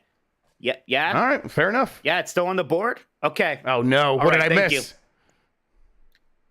We're going with NBA Jam Tournament Edition. Wow. Okay, that's really good. Yeah. Just realized. Oh crap! We should definitely pick that one up. Still, still kind of a standard for how basketball games can actually feel fun, right? Yep. Absolutely. Yeah. So, that's still, and I bet maybe some of the younger people are like, "Whoa, I see Nicola really." Look, people my age, we still fucking love NBA Jam. Absolutely. I feel really good. Yeah, Sean also, no, this is a great pick. Y'all went boomer with these lists. Guys, it's Super Nintendo Genesis games. Yeah, How what can do we you not? expect? They didn't make The Last of Us for the Genesis. Thank God. No, see, I'm getting equal parts like, wow, that's a great pick. Of course Like, you and all are. people go, Yeah, like, what are you doing? I think it's a great pick. I mean, look, I want to have a sports game on there. Aren't a lot of great answers for that one, right? I think this is the best. I think this is by far the best sports game from that era. I think it's still off on play. I think even if you people played it, and chat played it. You disgusting low lifes out there. Yeah, so I feel good about it, Jeff. I feel good. Let's see what you got, huh? Yes. White man can't jump. White man can't pick. White man can't draft. Let's go. Okay. This is tough. There's man. Yeah, I always feel like put in a corner. I gotta make moves. I don't want to do that. That's not actually a good game. What if I did just pick that one? So I do have a couple of like long shots again that I really want to get to. There's two really that are like at the top of my mind that I think could be fun. That would like really round out my list. But I think there's a very low probability you're going to pick either of them. And I feel like I still got to be going back and forth a little bit. Maybe that genre would make sense. Again, that's maybe something I could save for now. I think I might like really want to just like round out this genre and just kind of make sure that you don't have it. I think I will go with Mortal Kombat 2. And that was gonna be my next one. I think that's shit. I think yes. I was just thinking like, oh, it's basically my last choice for a fighting game. Shit. Yeah. Damn. Yeah. Well I don't feel like I had a lot of options there beyond that. So cool. Mortal Kombat 2 is they put out a game that in a world where Street Fighter ruled the world, they somehow put a game out that became even more popular, and then they put out a sequel that was the biggest thing in the world, period. Mortal Kombat 2 was violent and fun and funny and easy to play and like really weird looking with its rotoscoped animations, and yet that was also like still really well done, and you could see that these were just real people moving around. I don't know, I love that. And you could tell that the people making the game had a real sense of humor, and that just burst through everything that they did. The fatalities were, of course, at the time gruesome, and today, in hindsight, they're actually kind of silly. And there's a charm. There's a charm there. The game is actually surprisingly charming. And Mortal Kombat 2. That's got to be the next pick. Man, that's rough. I feel like there's some other fighting games I could go to, but they're just not as really well known. Yeah. Like, am I gonna pick Fatal Fury 2? I like Fatal Fury 2. Is that gonna move systems? I just don't think so. I love my list, but I feel like I have been locked out of two genres here with JRPGs and now fighting games, and that sucks. I didn't think you'd do Mortal Kombat 2. I thought it was going to be my next one, and I was going to feel. I think I would have won if I had got Mortal Kombat 2. Yeah, I look at your list. I'm like, that's a great list of games. But I'm like, it is still strategic now. Like, what can I possibly do to hold him back? It's like, yeah, that's Mortal Kombat 2. If I keep that away from at least fighting game fans and RPG fans. I think it's a pretty significant size of the audience. I don't think it's going to be enough, but I'm like, there's still a chance. There's still a chance here. There's still some moves to be made. Now I'm like, do I desperately try to fill those holes, or do I just kind of focus on what I'm already doing really well here? That kind of becomes my question and my worry. This is my first harder one. This is the one I'm struggling. I'm trying to think now. And I mean, so we each have 3 picks left, right? And I know a couple that I definitely want to have on there. There's a really simple route I can go. I think I'm just forsaking Sonic. I think it's just not happening. I just don't think I can. Sonic 2 is the one. If I don't have Sonic 2, I don't really think it's. I yell all the time. I like Sonic 1 more, and people disagree with me. Mhm. So I don't. I just don't think that I should go that route. There's another one, but it's very similar to another game that I already have. There's uh gosh. Let's pull this one out. I'm gonna do this one now before it, because God forbid you think about it. I don't think you are gonna think about it, but if you did, I'd be furious. So I'm gonna take Rocket Knight Adventures right now. Which This is is where I'm def- at too on my list, where I'm like, I'm going to my for my This next is- one. So yeah. Yeah. And this is definitely one of my favorite 16-bit games. And I think everyone who plays it agrees. Even had a couple sequels. None of them are as good as the original. It's just this really charming 2D action platformer with a big focus on boss fights and kind of set piece levels. The character has this rocket pack, and you use it both for attacks and for platforming, for sort of bouncing on the walls. Super charming, super fun game. One of my all-time favorites. So yeah, I gotta have Rocket Knight Adventures right now. It was one I had in reserve. I knew I was gonna put it on there somewhere. I was pretty confident Jeff would never get to it, but here it is. I gotta take it now, just in case. Just in case. Okay. Boy, I'm gonna save that one for last. So, because I really don't think there's a chance you're gonna take that one. And I think it would really set this apart and give me maybe something there. So for now, I don't think. I mean, really, I don't think there's any chance you're gonna take anything I'm gonna say going forward. But I need some name recognition of some sort. But also something that is different. And so this is also something that's been at the top of my mind recently. So this is where we're at on it. I'm gonna go with Sim City for the Super Nintendo. Okay. I think it's different and interesting. And it's also a fantastic game. It is so well done. It is so good how they were able to take this PC game and translate it to the Super Nintendo, and they have a character that's Will Wright in there that gives you advice, and Bowser is the Godzilla character that comes in and destroys your town. But really, it's just so chill, so relaxing, and the game just does, even when it's like giving you stressful things like, yeah, your city's breaking down because of pollution or because of traffic. The music and everything just kind of keeps you going. It is the first just one more turn game I've ever played, and I could not put it down the first time I played it. I remember just as a kid just playing it all night long. It is really all night. It's that good. So, Sim City. Okay.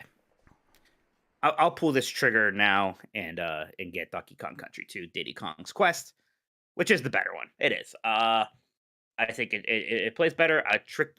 Dixie Kong is a lot of fun to play with her hover ability. So it's kind of, it's funny in Donkey Kong 1. Yeah, we all like Donkey Kong, but you kind of want to play as Diddy Kong because he's faster. Well, now playing as Diddy Kong is still fun, but now you want to play as Dixie Kong because she can do the hover thing. I think the levels are a bit more varied and interesting. I like the kind of pirate ship motif going a lot of places. Both games have great soundtracks, but I think 2's is a little bit better. Sticker Brush Symphony is maybe the best 16-bit song. Yes, it's incredible. It is so good. So, yeah, I feel pretty good letting you have Donkey Kong Country 1 and letting me have Donkey Kong Country 2. All right, Jeff, this is your 11th, I believe. So you go ahead. Yeah, hang on. Let me make the screen a little bit taller. I'm just kind of getting out of this a little bit. And then let me make it like this. Oh, too much. Believe in you. I believe Jeff can do the thing. Oh, not enough. Never enough. Never enough. Never. Okay, I Do could you have made like, a sheet and Greatest put it Showman? side by side. I've never seen it, Mike, and I don't think I ever will. I haven't Kinda seen fun. Cats yet, so Oh, how have I not? That's like my thing is making If, people watch Cats. if I hang out for your bros B-Day so at some point, maybe we can make Yeah, make we'll that end a the night thing. at my house, and I'll make you watch Cats. That sounds good. a great time. Okay, so this is my 11th, right? You just did your This is 11th, your and now I'm 11th. picking my 11th. I think I need to stop at this point trying to think about what you're going to pick and cutting you off at the pass, and instead go with my gut and really just to make me happier with my own list. So it's tough. I feel like if I go this way, there's like another one right there that might. Yeah, no, I'm not going to pick that one. I'm going to go Kirby's Dream Course.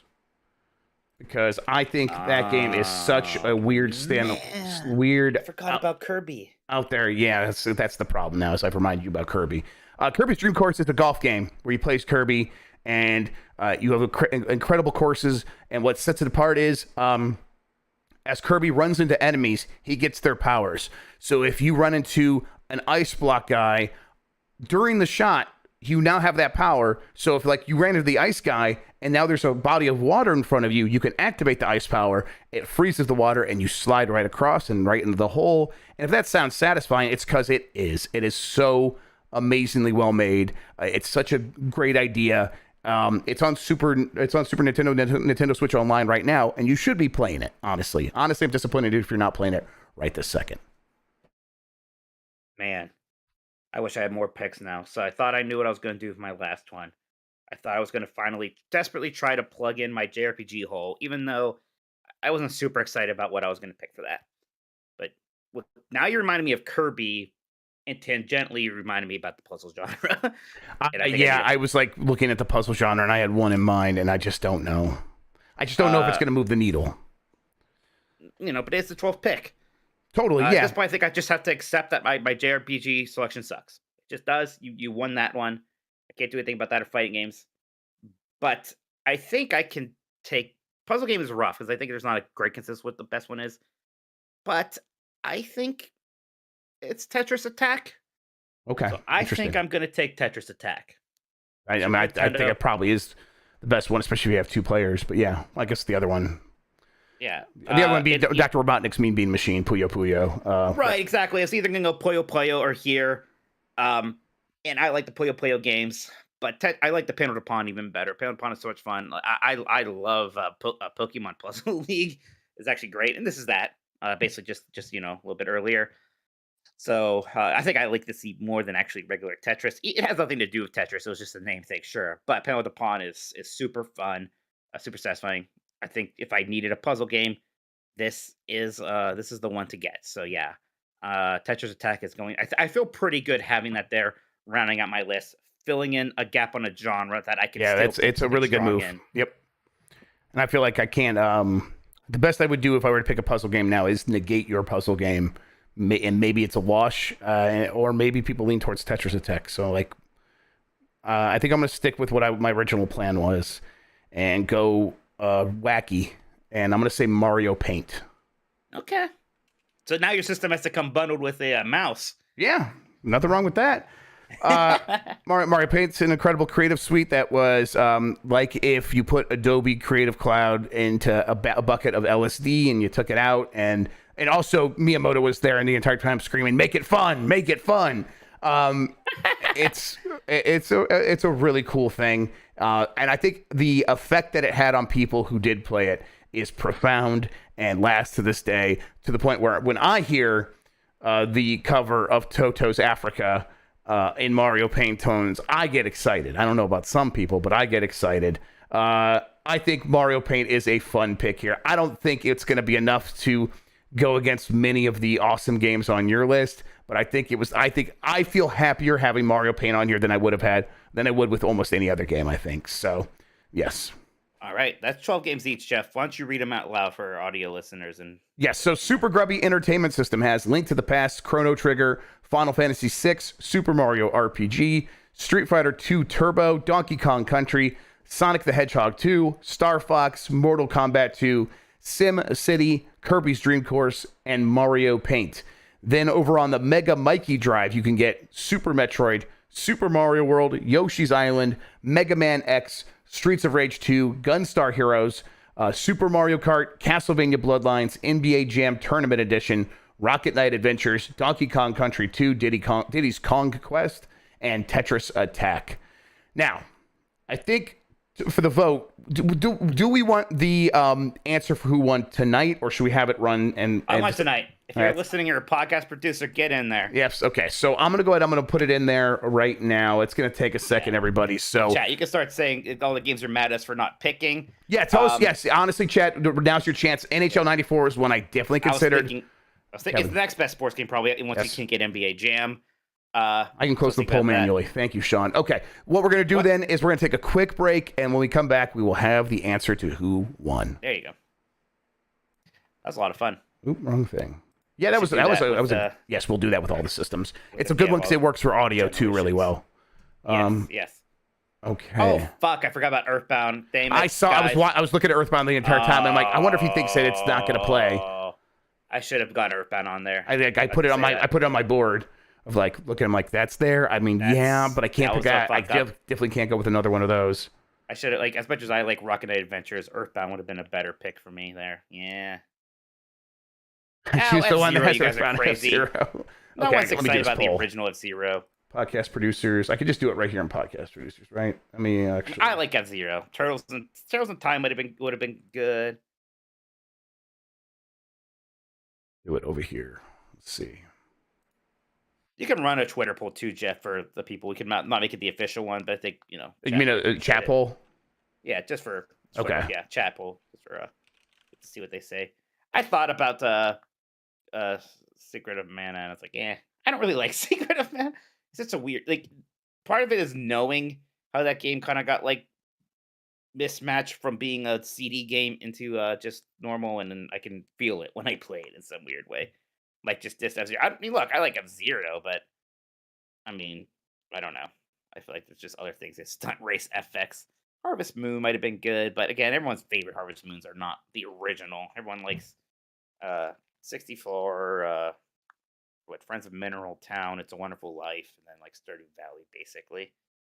Those are writers looking. Earthbound's a big miss. Earthbound's a big miss. I'm not full of bad takes. What bad takes? System rules. Adam's Family.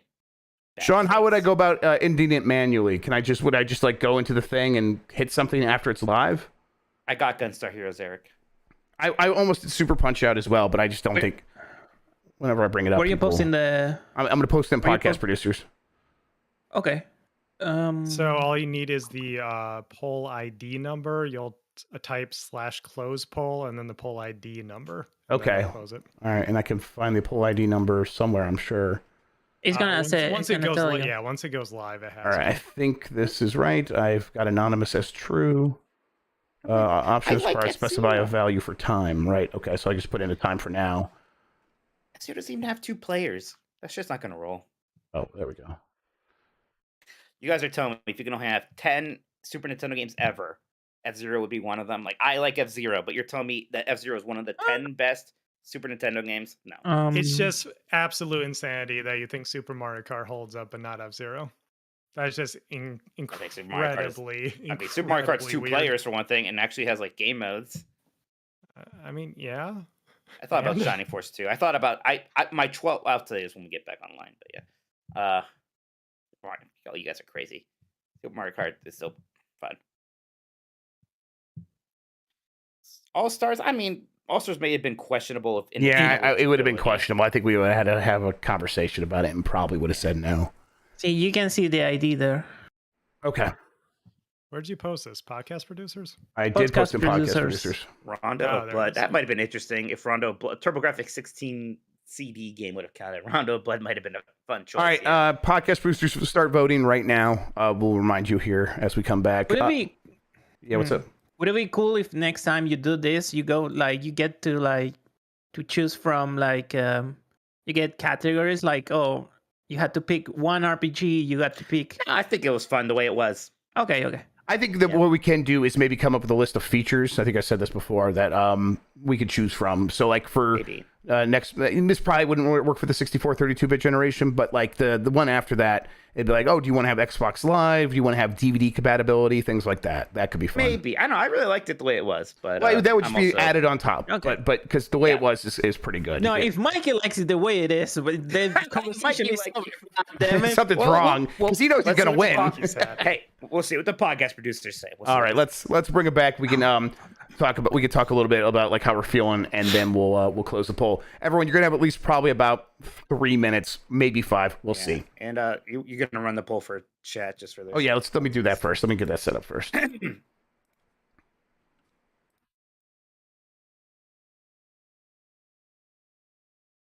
I walk away for 5 minutes and I come back to the chat being all like disseminated. Somebody went ham. What? I had to look. I'm gonna watch that back. What happened? I don't know. No, you can tell me later.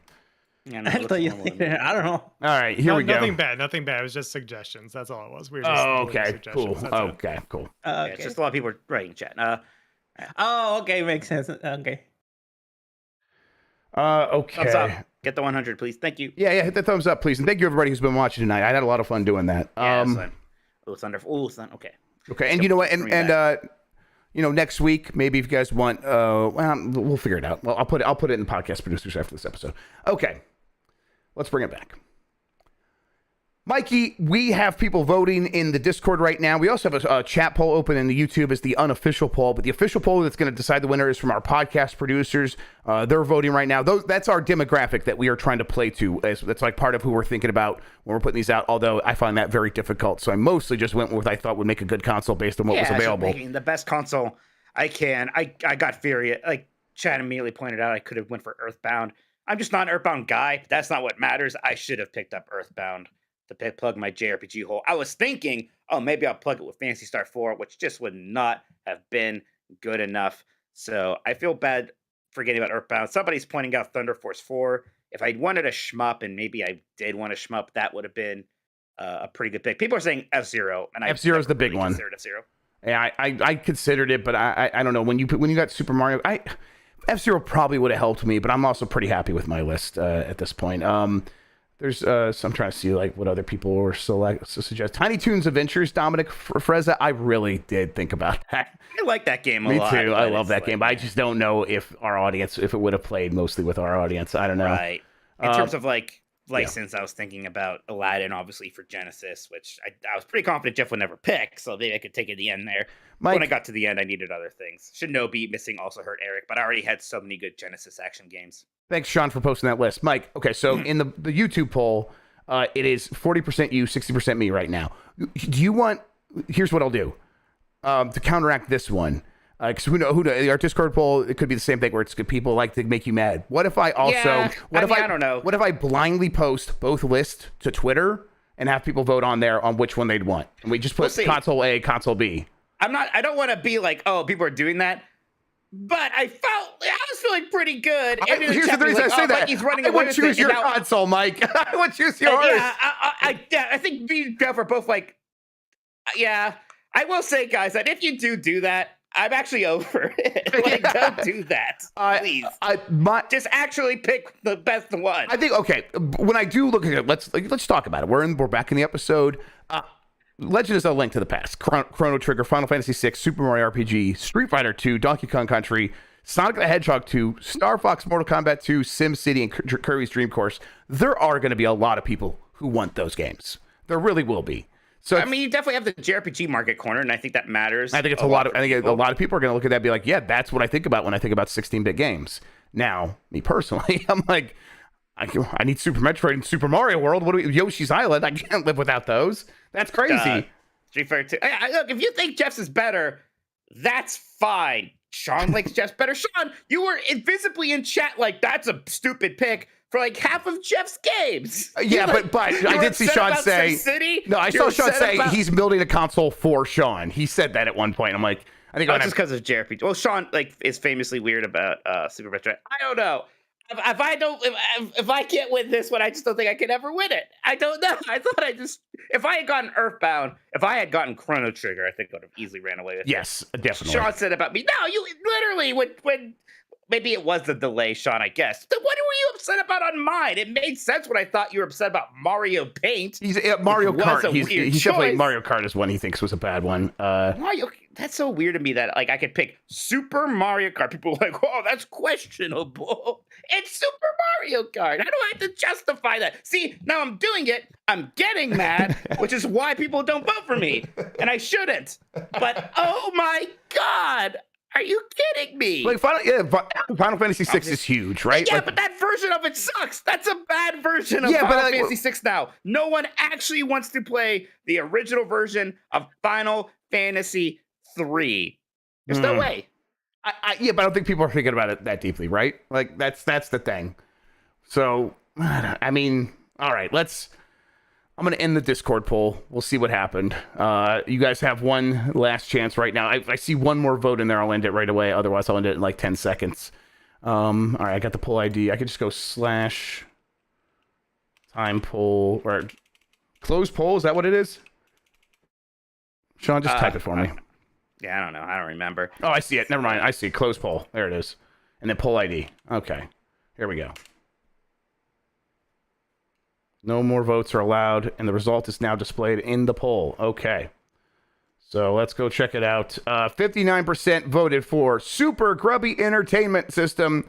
41% voted for Mega Mikey Drive. Mike, this is I mean, listen, it's the same thing that happened to the Mega Drive. This is not too surprising.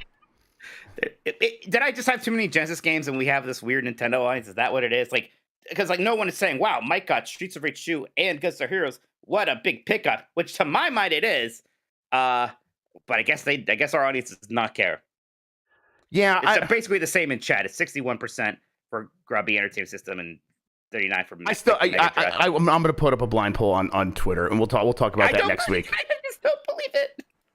I'm curious to see what happens if it doesn't have your name attached to it. But I do think that people probably are legitimately choosing the Super Grubby Entertainment System. The JRPG thing is a thing. Yes, definitely. But I guess I didn't think it was going to matter that much to people. I thought there'd be a lot of people like, I don't like JRPGs. So I thought it was done when you got Gunstar Heroes and when you got I guess I thought having action games and platformers was more important than having JRPGs. And I'm the guy who likes JRPGs.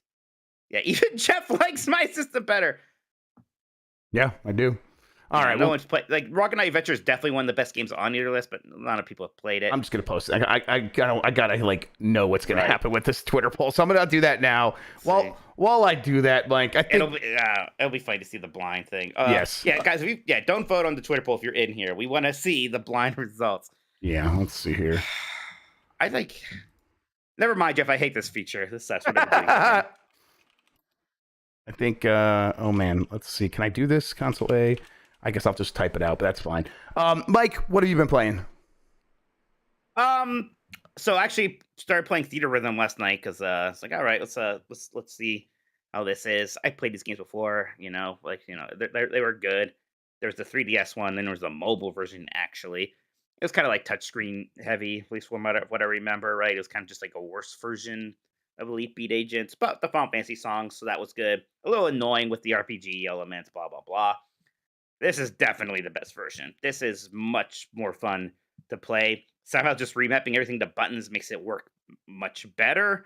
They kind of toned down those RPG elements. So like that's not really what matters in terms of kind of getting through the game. Like there's still some of that there, but it is mostly just a rhythm game. And that's how it should be. A giant list of tracks and a lot of Final Fantasy 14 songs, which makes me particularly happy. Just playing all of those is super fun. So yeah, this was always a good idea, Theater Rhythm. Yes. This time it kind of it's like what I wish that last Dissidia did, the one that like came out on PlayStation 4, and somehow that ended up being like the worst version of that idea, and it was really depressing. Yeah, Penny also hates it. So yeah, this is making me very happy. I think I'm going to be playing a lot of this. I'm gonna have to do this as pictures because it's not letting me even do the poll. This game is like surprisingly getting me excited. I think I like Final Fantasy music just fine, but it looks like it's got there's a fun aspect to it, just also trying to still be a video game, not just a rhythm game. that like at least that's what it looks like from the outside. Then I'm like, there's something appealing about that. I would kind of want to like look into that and see what it's like. And it seems just so content rich. Seems like there's so much stuff in it. It is. You said like 500 songs, right? Out of Something like that. Yeah, something ridiculous. And like the code they gave me, and I did get a code disclaimer. It's like a deluxe version that has extra songs too, so that's good. Yeah. And then yes, there's extra version. I think that extra version has like 800 songs total when you put it all together. That is bananas. I won't be bringing the Final Fantasy nostalgia to get the most out of it. So yeah, and that's definitely a big part of it, and that's always kind of the thing with these specific. Like there's like the Persona music games, and there was the Kingdom Hearts one, right? And it's like it helps a lot if you like the music from those. But just mechanically, I think that this is better than those. And it has just a lot more music to pull from. I mean, it's kind of annoying. The Persona games is like, here's the one with the Persona 5 music. Here's the one with Persona 3 music. Here's the one Persona 4 music. Buy them all separately, idiots, right? Mm-hmm. So it's nice. Like, here's just all of it. And they'll even throw in like some other things. I forget there's Chrono Trigger songs there might be, but, like there's Mystic Quest songs in there. There's, some songs from Crystal Chronicle, stuff like that. So they're pulling from a lot, which is neat. There's even they even have a song from the Black Mages, which is like that rock group that was Ubu Uematsu and some other people with like that adds like rock versions of the songs. See, there's even one of those in there. My one complaint is that a lot of the vocal songs they just used the Japanese track, even though they had English tracks when these games came out. So that's like a bummer for Melodies of Life from Final Fantasy 9. And from the song that I really like from Crystal Chronicles, actually. So yeah. The where are you playing it at? I'm sure you said, but I missed it. Playing it at Switch. What do you Switch? You're playing it on Switch. Okay, so yeah. Does it have touch controls on the touch screen when you play it that way? I don't think it does, and I don't want them. Okay, that's what I think 3DS doesn't have options for it. But I just use the touch screen. Right. And here, I think now that they just designed it to because this is on PlayStation, right? So like they're not going to build it to work as a touchscreen game out of the box. It's going to be a controller game first. So right. So it's just like tap buttons, and you'll never have to do more than 2 buttons at a time. And you can use the face buttons, or I use the triggers. It's that and using the 2 analog sticks to either flick or hold specific directions, and that's all the mechanics. Yeah, to me, I'd be like, oh, well, it's not like Elite Beat Agent, so that means it's not going to be as good. But that's not the case. Like rhythm games just need to be whatever you're doing needs to be engaging, and they could do that with a controller just as easily. And it has a note highway, right? So it's more very familiar. Guitar Hero, maybe more. Was it Audacity or no? God, I had it earlier. Frequency and amplitude. Yeah, maybe a bit more like that, I guess. If you're looking for a comparison point, sure. Have you been spending any more time with Metroid Prime? Oh yeah, I mean, traveling not so much. Wasn't really playing that when I was out and about. But yeah, I gosh, what did I just do? Because I was running around a lot. I just got the Ice Beam. Hey, me too. I just got the Ice Beam too. That's where I'm at as well. Right, so that's fun because there's like one area where you really know you should go with that, and it's kind of like one of the last major areas before you start sort of going back and opening new paths through places. There's like that one thing with the Chozo statue who just throws you to different things depending on which of the I like that's what I'm doing. I was like I got stuck there because I'm like, oh, I shot the thing, now nothing's happening. I'm like, oh, I'm supposed to jump in there and blow up the bomb and stuff. I haven't looked anything up. I'm not remembering most things at this point in the game, but I'm having fun. Just like, come on, stop being an idiot. Look around a little bit, and I always figure it out because it's a good game. And once you start actually paying attention, it always just clicks into place. But yeah, it is such a playable game. It is so. It just wants you to fall in love with it. It is so well made. It's interesting, Jeff, because we get worked up sometimes when some of our beloved games from our past like come out again or whatever, get new ports, and we have to deal with people saying Super Metroid wasn't actually very good or Super Mario 64. Like that when 3D All Stars came out, and I had to deal with people talking about Super Mario 64 being overrated. It just about killed me. It was just too much for me to handle. I'm the same.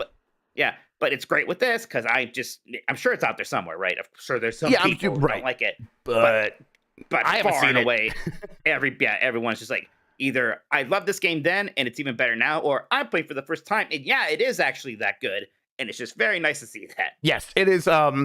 validation is not as at a certain point, because that happens so many times. I'm like, okay, whatever. I like what I like. Who cares what other people like? But it's I really want people to like this game because I know how good it is, and it's awesome to see people just to have that come to Jesus moment. And I was on YouTube looking up reactions to it because that was fun to see people get excited about the announcement. But then that led me to, oh, hey, here's a PlayStation fan who has a PlayStation channel being like, hey, I've heard about Metroid Prime. I'm going to finally play it. And to watch them talk about, man, this game is incredible. I can't believe I missed this.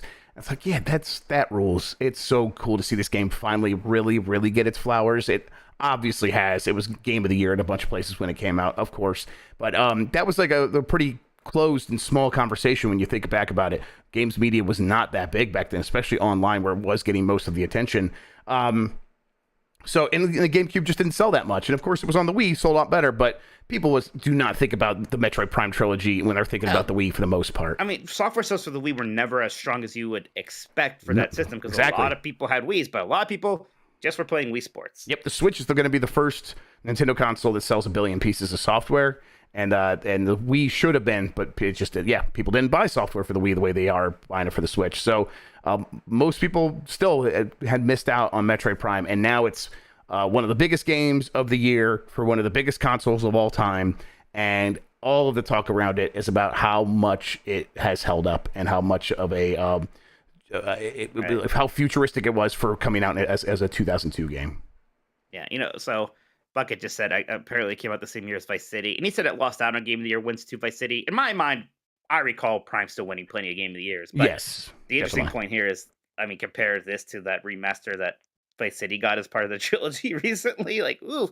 And I think the base, even if you just had the base games, I think Metroid Prime would hold up a lot more. Now, granted, Vice City was maybe more ambitious, still being a pretty early pioneer in open world but stuff, right? Metroid Prime's ambitious in its own ways, though. Mm-hmm. And it's it knows what it is.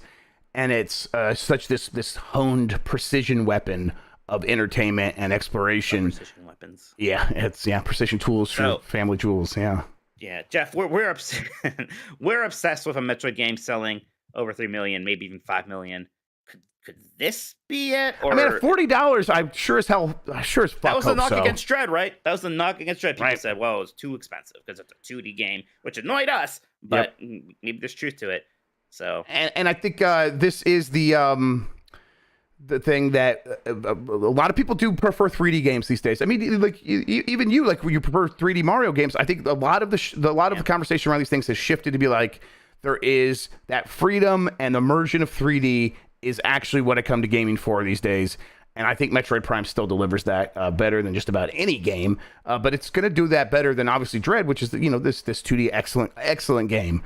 But you have to sort of give yourself over to it a little bit more. Whereas Prime, as soon as you pick up that controller and start moving around, you cannot help but fall into its atmosphere. It is this Olympic-sized swimming pool of atmosphere, and so it's like I think it's just going to win over so many more people immediately, and it's obvious in the trailers how good it looks.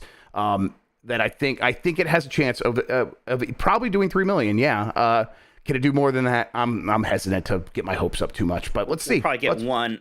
Yeah, we'll get one update on its sales ever Yes. during the next financial thing, just like with Dread, right? They told us one time what its sales were, and then if you're not selling 1 million copies additionally each quarter, they're not going to update it. So we'll see. We'll see what they say. Yep.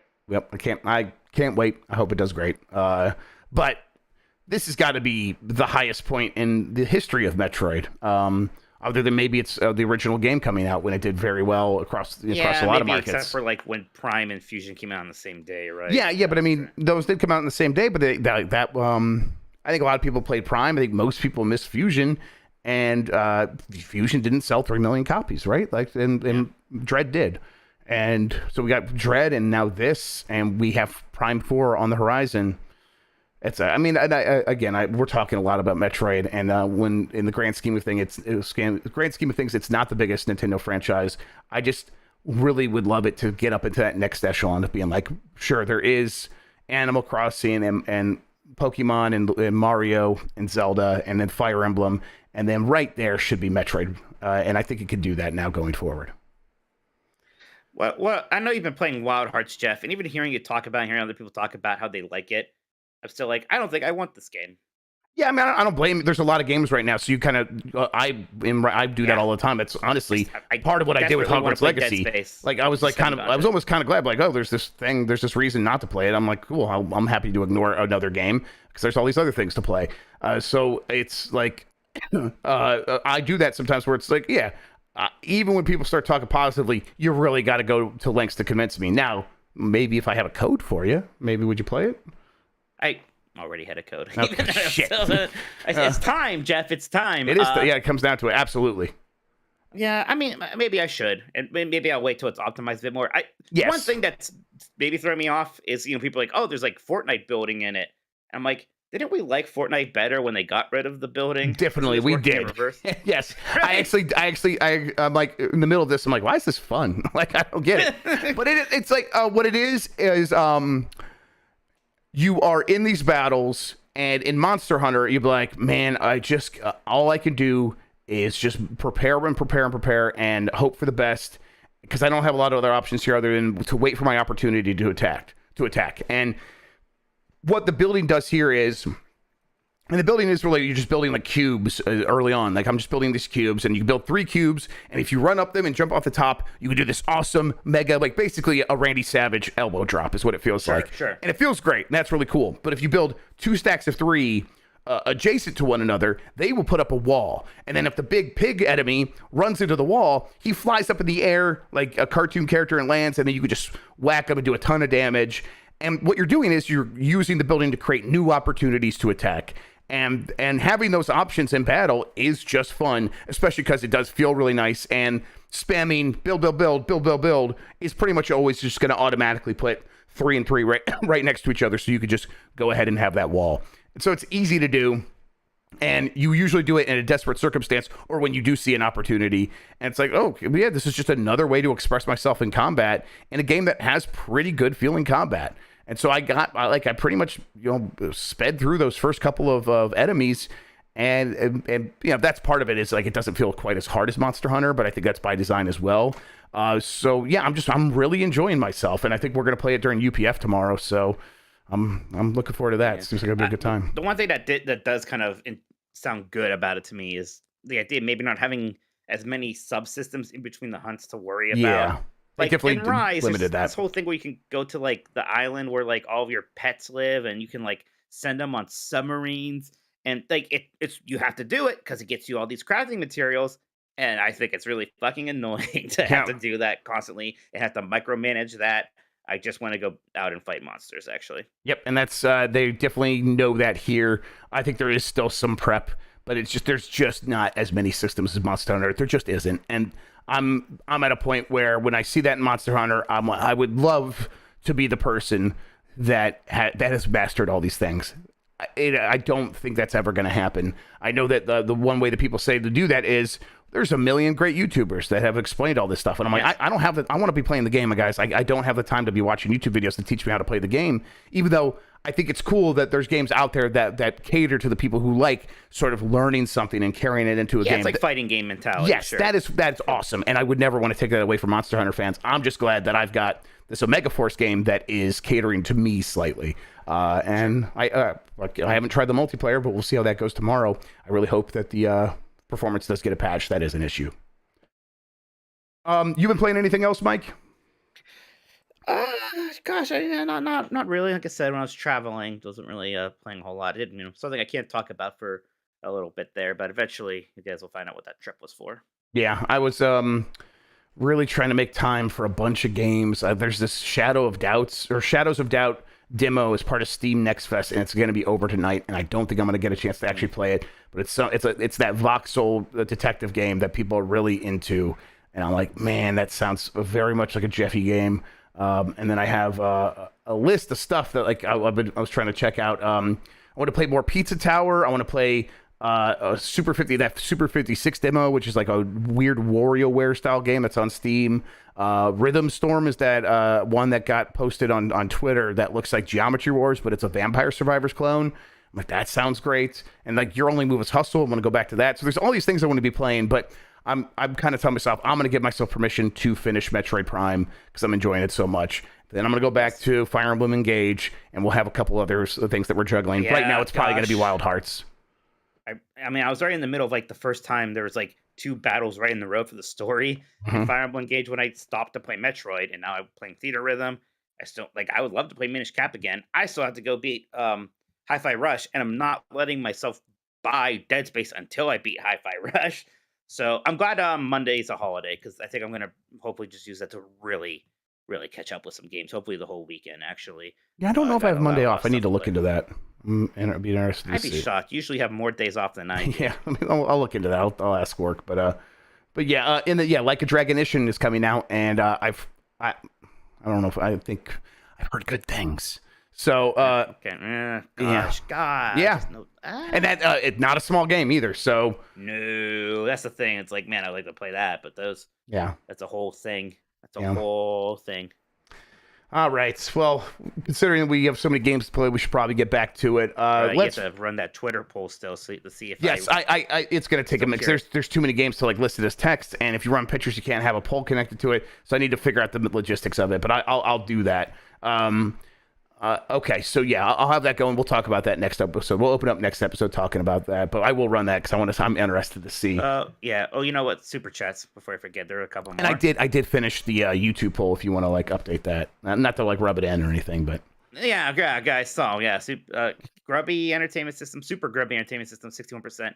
Mega Monkey Drive, 38. Again, I thought I was going to win, and then I thought you were too. Bodied. But it's It's my taste though. But I mean, it does seem off. It does seem off. It seems off to me. It just seems off. I thought it would at least be I like don't- 52 to 48 or something. I get. Yeah, if it was narrow, maybe I'd be. But I just can't believe the JRPG factor maybe mattered. And the that fighting game much. And factor people- and SimCity. So say if people are yelling at me about Mario Kart, I'm like, okay, maybe like I should have picked F-Zero over Mario Kart. You all really don't like the first Mario Kart that much. Honestly, like, maybe it is the Genesis thing. Because maybe it's the Genesis, Genesis thing. there's just not enough nostalgia for Genesis. And those are the games. Those are the right games for Genesis, I think. But maybe like Sonic fans are legion, and so maybe not going with Sonic. Maybe that I don't know. I am like trying to dissect this is actually going to drive me a little crazy, Mike. If you lose the I'm Twitter actually thing just too, shocked. Like, especially. Right. I was like, honestly, when I was like, I have Super Metroid and Mario World checkmate, and I give you that. Oh great. Or all of a sudden, it's like I just picked by name. Yeah, don't do that. Don't do that. All right, hit me with the super chats, Mike. All right. Rogers OG says I choose the console that has Earthbound and F-Zero. Oh wait, I should have picked Earthbound. I'm weird. All these people like, oh, Mario Kart's no fun on this. And yes, F-Zero though, like it's like practically the same thing. I get it. It's faster. There's nothing to do in that game but race by yourself. Like it's fun. I do agree that F-Zero holds up better than Super Mario Kart. But again, I'm not trying to like rub things in. I mean, I maybe do too, but I'm shocked that people are like, you stupid monkey. Sure. Okay, yeah, sure. You goddamn donkey. Yeah. Yeah, all right. Gosh. B. Travis says, would either of you prefer the other person's list? Yes, Jeff prefers my list. Does. He's nodding silently and smiling. Oh my god. I mean, Super Metroid, Super Mario. Although, I mean, I would miss Link to the Past. Maybe I should have picked Link to the Past instead of Super Metroid. I think Super Metroid's better than Link to the Past. I don't. I think those are a wash. I think those are I think they probably. Well, I don't know. Maybe Link to the Past is more like. I mean, a popular. lot more people definitely play Link to the Past than Super Metroid. I guess. And Yeah, I guess. Maybe I shouldn't. Maybe I shouldn't have been following my heart there. But to me, it's like obviously the best 16-bit game is Super Metroid. Maybe that was a bad first round pick. So it sounds like a lot of people's favorite Mario Kart is 8 Deluxe. Well, everyone's favorite F-Zero is it? Like it should be F-Zero X or GX. It shouldn't be. Is it GX or GC? I can never remember. GX. What a weird name. Yeah. Because it's like GameCube version, and there's AC for arcade, right? Yeah. AX for arcade. Again, trying to figure this out is going to kill me. So I just Yeah. Me too. I just shouldn't do it. If you voted, if you just think it's fine to see me bad, please stop. You're going to hurt me. You are going to actually hurt me. Look, especially if you also said I looked like balls, then you really can't do it. You're being extra mean to me. I still have feelings, I swear. Any more super chats? I think that's actually it. So thank you so much, everybody, for those. Okay. Well, then I think with that, we are going to wrap this episode up. Mike, where can people find you on the internet? Twitter, Twitch at Toe. I want to do another list thing, Jeff, too. Maybe I'll do just like all the consoles, and by that I mean like from from NES to where we are now, like basically all the major home consoles from Nintendo, Sega, PlayStation, and Xbox, and see if I could rank those in a fun way. It'll be fun. People really enjoy that stuff, so if you have fun, I'll definitely copy it because it was a good time. But yeah, that's twitch.tv/Tokoto, right? People should give you a follow there. Yep. I've been having fun on Twitch. I get a miss a few days because of travel. The music is not playing. It's not playing? Oh, did I mute it? Okay, thank you, Christian. There it is. I think that happened last week. It did happen last week. It's back. There it is, everybody. There you go. So, but yeah, and also 90s Disney, 90s Disney.com. Still can listen to that Return of Jafar episode. So yeah, what about you, Jeff? What are you going to be up to here? You got Unprofessional Friday tomorrow with on Wild Professional Hearts? Friday tomorrow. I'll be playing some Wild Hearts with Jan. I guess we'll have to see if anyone else can come on. I see Tam is in Super Nintendo World, so yes, is he not gonna? I'm pretty jealous. Can you come on Game S Mornings tomorrow? Unless you're busy. Wait, what time is I can it? find. If you can't, let me know. It's no big deal. But I just gotta look right now because I definitely have a meeting. But so I'll have Game S Mornings tomorrow earlier. with somebody. I told Tam he doesn't have to do Yes, it. He's I can. busy. Okay, that'd be awesome. Okay, so I'll have it with Mikey, and then I'm gonna be doing Unprofessional Fridays, and then we're gonna be recording something that we'll post on the site. Probably not immediately, so I won't tease exactly what it is, but it's fun. We're gonna bank a couple of those before we start putting them up. But so I'll be busy through most of the day tomorrow.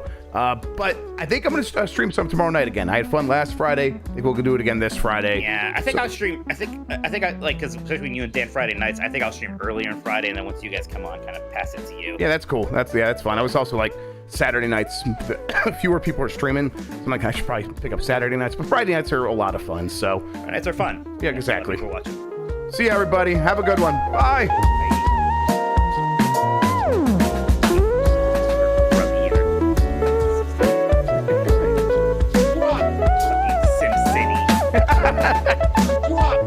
Mario Paint.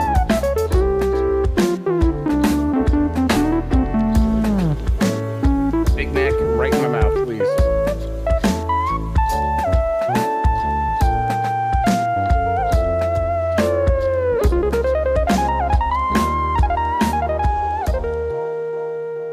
Getting your back blown out